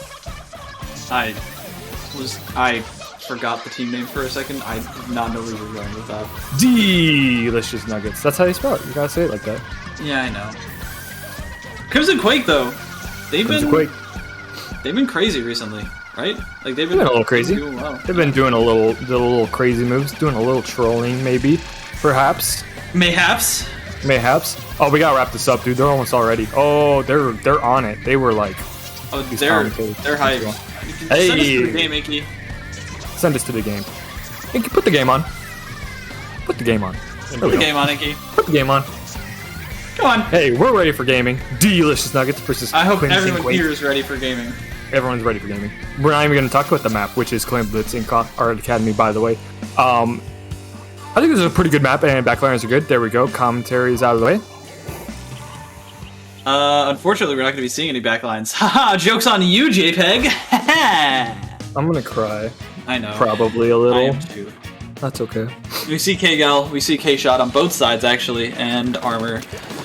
Interesting, we see Nautilus favored instead of the Foil Squeezer on the side of Crimson Quake, which is not what you usually see, and with this Armor and Missile push, it's gonna be Delicious Nuggets trying to fight for their lives. Flair's able to take down one M, cleaning up, and that's just gonna be the Squeezer left alone, as they've got the clams to push for this, unfortunately end up going down. Bloody's gonna try and make a power.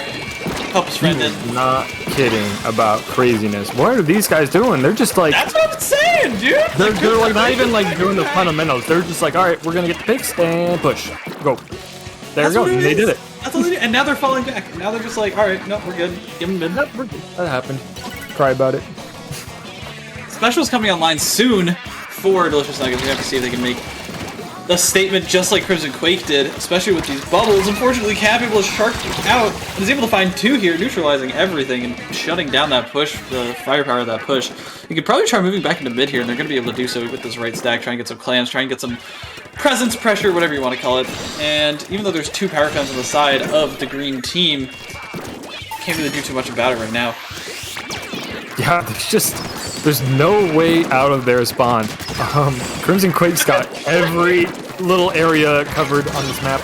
And, you know, what competitive Splatoon's all about, and there's kind of, not a lot of people talk about this, is kind of positioning and trying to be with your team, but also don't be with your team. You want to be spread out in a way that kind of creates like an imaginary wall. And look, Crimson Quake's doing so good. Everyone's exactly where they need to be to, well, you know, they're not anymore, but they were. So, yeah, if they can keep that up, this game's theirs. I mean, 2 quick pushes in 2 minutes, just like that, is kind of crazy. Knowledge. The Knowledge should jump out to not only not jump back, to jump out to a teammate as soon as they get that 10 missile on them and in a bad spot. Like, they're like just so far ahead of what low-level teams are doing at the moment. Like, the difference in quality of like the last game to this game is actually kind of drastic. Maybe they aren't low-level Magic. Maybe Gasp. Maybe they gotta go Magic. Maybe they're gonna. Anyways, that game's over. Magic. Maybe they gotta go. Maybe they aren't supposed to be here. I believe. Could be wrong. Both of these teams are playing for a spot in Alpha Bracket. Yeah, both of these teams are 4-1. If they lose, they might not make it to tomorrow. And Crimson Quake wants it. Well, depends on resistance and whatnot, but usually if you're low on the resistance in round 6, coming into round 6, you're not going to end up too high afterwards. But anything can happen. It is low ink. Anything can happen. Anything can happen in low ink, and that is right. And doing what is happening, we're seeing a sub out. I think 2 people left the lobby. I don't know which team. I'm not paying attention to that. A lot of subs being going on. Yeah, a lot of subs going on here. So I guess until then, we'll talk about Splatzone's new Albacore. Yeah, both are in now. Splatzone's new Albacore. A lot of people don't want to like this map, but me as a backliner, throw us a bone. This is the backliner map. I suppose that you are right. I suppose. I can. Platoon players when they think. I just. You see, I am not a backline main, and so this map gives me severe anxiety. And it's probably giving them anxiety, considering there were no backlines last game. Exactly. So, doing a little thinking there, doing a little calculations. Both teams not reading up immediately. They're probably scared. Maybe. But Detective JPEG, why would they be making those subs? I don't know. Probably because one of them's a backliner, perhaps? Perhaps. Mayhaps. I actually don't know every player on every roster of Link, despite what everyone thinks of me. I am, my name is not Popgun. I don't memorize comps like that. And we'll just have to find out together. I know we will. Crimson Quake up 1-0, trying to make it to day 2 in the alpha bracket. And they do bring in Eka, the backliner, as well as Delta coming in on the other side. 2 E-leaders. I love being correct. Especially in front of viewers on stream. And we do see foil screws are coming out for both sides as well, which is interesting. Last time it was only Delicious Nuggets who had it. But this is going to be a stalwart game. Whoa, we got a good sniper here. There we go. That's what you like to see. Yeah, seen some booyah bombs, and I didn't even notice Crimson Quake was 3 down. Only one left is that E-leader. No one's really pushing that E-leader. There we go. But movement. Look at the tap shots. No fear. No fear. You know, tap shots do a lot more than you think. It's just kind of hard to hit them. It's hard to keep the area in front of you painted with them. But if you're smart about them, they can do the work. Doing the work they will. They're trying to get these specials online right now. They do have the bubbles and the armor coming in after clearing the way with the rain, getting them out of the zone. And they're going to be able to make their way through for at least a little bit and able to distract on that left side of the bridge while the bubbles are coming in. They're able to combo that to get a massive triple, and all of a sudden Crimson Quake is looking like they're going to be able to take this game with this lockout right now if Delicious Nuggets aren't careful.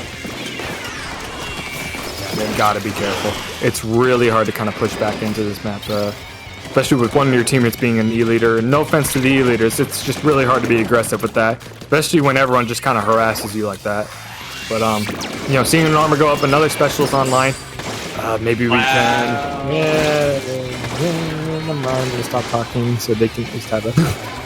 It was crazy because we saw the Booyah Bomb go out really early from Delicious Nuggets earlier on to try and clear out people from that top right area. But because of that, they were able to pause you real quick. That zone's not capped. That zone wasn't capped the whole time. Yeah, that zone wasn't capped the whole time. That's because they wasted specials a little bit too early on that push, and because of that, Crimson Quake was able to build back their specials and really push back the forces of Delicious Nuggets.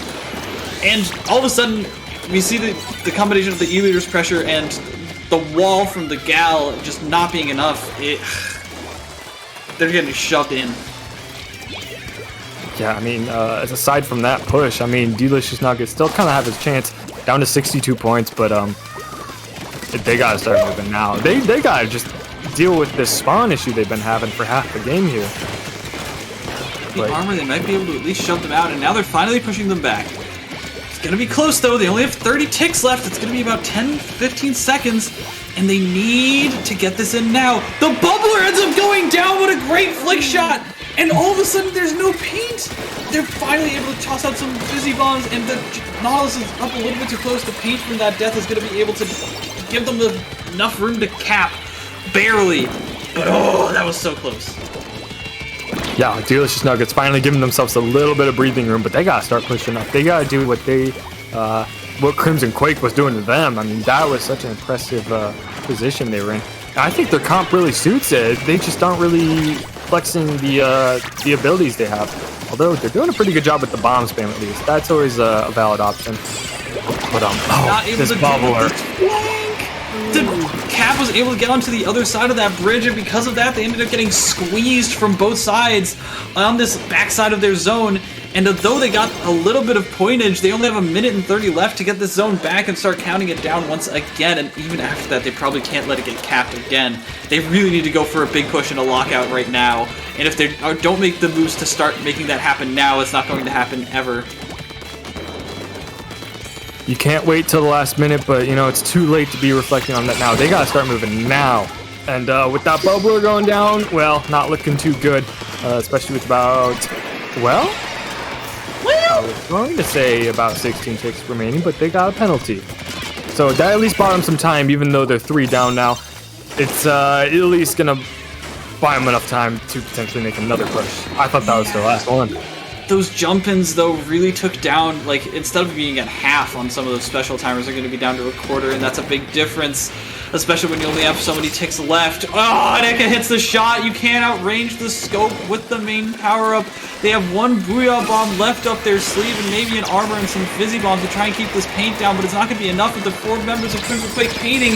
That's not going to be it. Crimson Quake takes the game, takes the set, and is going to be moving on to Alpha Bracket tomorrow. But remember, this is a playoff 3. It's a playoff. So, if Delicious Nuggets gets this last win, and they're showing some strengths here.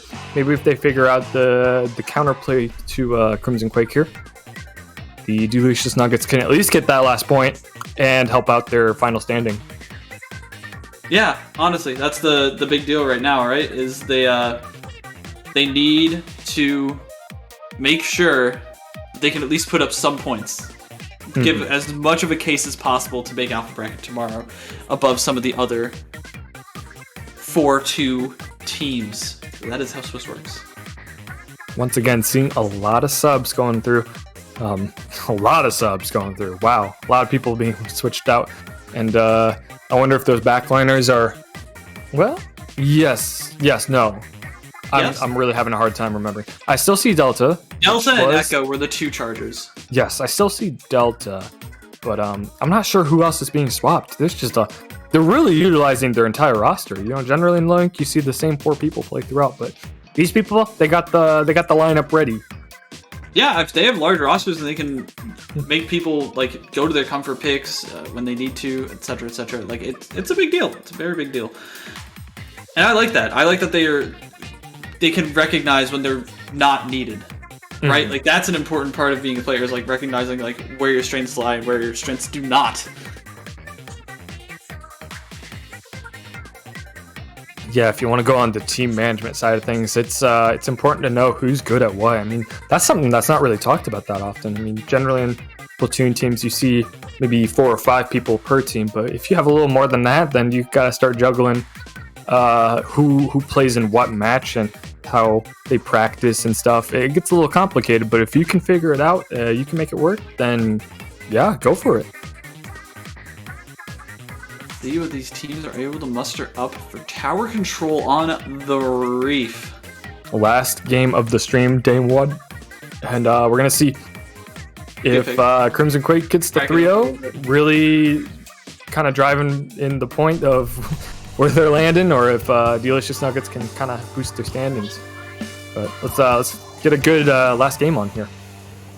The Carbon coming out for Crimson Quake. I love this pick, and especially with the paint that we see and the missiles and the bomb rush, that is a perfect composition to support this Carbon deco.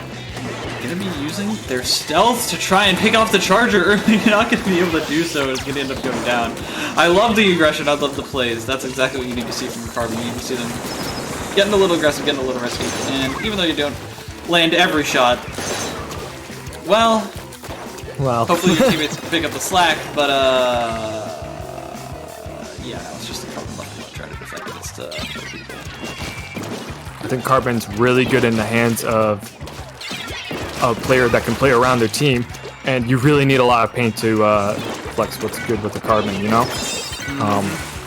But I think what a Carbon's good at is the fear factor. I mean, you see the Eulator running away. He's just like, I can't fight this Carbon. If the Carbon's going to keep doing stuff like that, kind of setting in a lot of aggression, a lot of fear, being a lot more intimidating than they actually are, then I think that can help out a lot.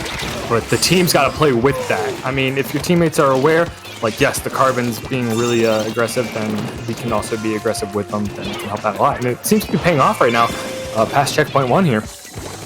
Although the Carbon does go down, it made it a lot of space. It's been able to pick off the H3, but that is the lead going inside of Crimson Quake, at least for the time being. And like you were saying, you know, you need to play with the carbon. You need to play with that aggression and play around it. And you saw how during that push, the H3 and the K-Shot were up with that carbon, although the carbon was a little bit ahead of them, just like playing up with it is the important part. I also wanted to point out V-Slosh is a really underrated weapon on a map like this. It is really important with those missiles, with the flicks to try and bolster that aggression. He's going to end up taking down a lot of the members of Crimson Quake. Yeah, the suction bomb on the tower and the verticality that the Slasher can provide, especially with these ledges as you push into an enemy base, helps out a lot. Yeah, it's a really underrated pick. But here, seeing scores pretty close, so we want to see Delicious Nuggets kind of get past that second checkpoint. I think whoever gets past that second checkpoint is going to start looking good. I think Delta here needs to take that bridge spot, but I think a little scared of that carbon. I mean, if I was Delta, that carbon's been harassing you this whole game. You kind of just want to be afraid. You want to kind of pick safer spots where you can kind of watch your back a little easier. So yeah, have a getaway. It's going to slow you down a little bit, though. I mean, you're not going to be as close to your team. It definitely slows down the pace of the team, I agree. And because of that, we see them on the back foot here, and because of that, they gave a little bit too much space. And now all of a sudden, Carbon is up in their car again. They did take the lead on that last tower push, and though they're 2 down, Crimson Quake could take the lead here if they're not careful. Ekka's on the tower with the bomb rush, and nobody's able to at least contest it for now. It's the lead going to Crimson Quake, and it could be the checkpoint. If that checkpoint breaks, it's huge, and it does. And they're able to keep going for now, even though the Booyah is able to take one off tower. This Carbon is in, and this Carbon is going to be able to use this bomb rush too to put down a lot of pain for themselves and put down a lot of pressure, especially on something like a Slosh that is mobile, and it's going to be going down. Crimson Quake wants this KO, and they're going to be able to get it. At least they're going to be able to get it going. Look at the H3's position. Look at how much they're able to stiff arm the members of Delicious Nuggets. It's going to 8. It's going to stop for now at 6, and finally the Slosh is able to get a few picks. Oh, that was really good from Crimson Quake. Yeah, down to 6, that's going to be hard to beat, especially past the 2 checkpoints. We're going to see Delicious Nuggets. Will they be able to get past 2 checkpoints? Not very likely, just to be honest about it. I mean, especially with that Carbon. We saw the Carbon. They know exactly what they're doing. It's really all about the mind game. It's about just being there and being so intimidating. But here, yeah, Delicious Nuggets. This Charger. They're doing so good with the aggression, at least on this push. I think the Charger seems to be in a better place, at least a little closer. The Carbon's behind them, making the Charger run away. The Charger's just really scared of it, and it's gonna slow down that whole push. Just the Carbon being there did all that. Delta's trying to find an aggressive position here, but unfortunately knows that the Carbon is sharking somewhere. They finally get snuffed out by missiles, and it's only the K-Shot left alive. This could be massive. I think we're gonna see a shift. With that Carbon down, all the teammates are aware. They're gonna be a little more aggressive. Delta here, riding the tower. You know, you want the E-leader on the tower. There's nobody up on this right side. There's nobody on the bridge, and that could be where the Carbon is sharking. The missiles come out, and there's going to be a lot of aggression, a lot of pressure towards this tower. The Carbon is all the way behind them. They spotted out. This is going to be enough. They called it out. They did so good. They did so good, but they didn't quite get the tower. Oh, that was a great play, but it just didn't quite work out for them in the end. A little bit too little, too late for Delicious Nuggets, and Crimson Quake sends it off with a bang. They're going to Alpha Bracket tomorrow. See if the Delicious Nuggets can end up there as well.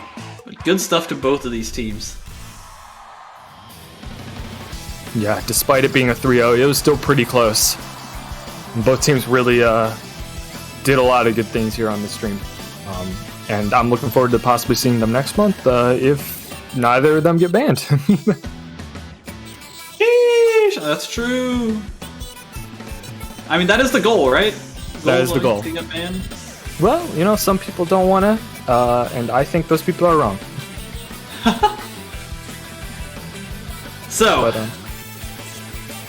I believe there is something that you wanted to say at the end of the stream. Is there not? Oh yeah, it's something crazy. But tomorrow, you know, Loic here. Okay, I'll just do a wrap up and I'll say it.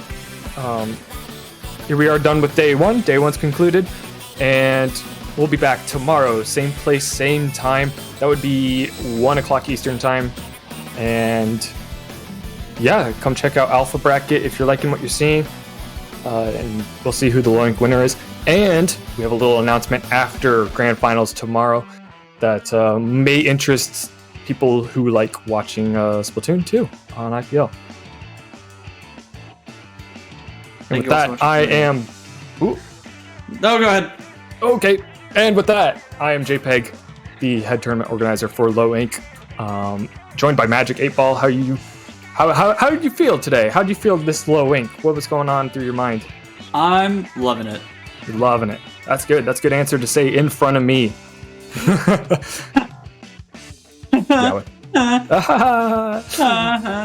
They can't see you blinking, so...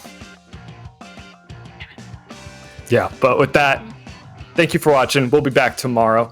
And bye.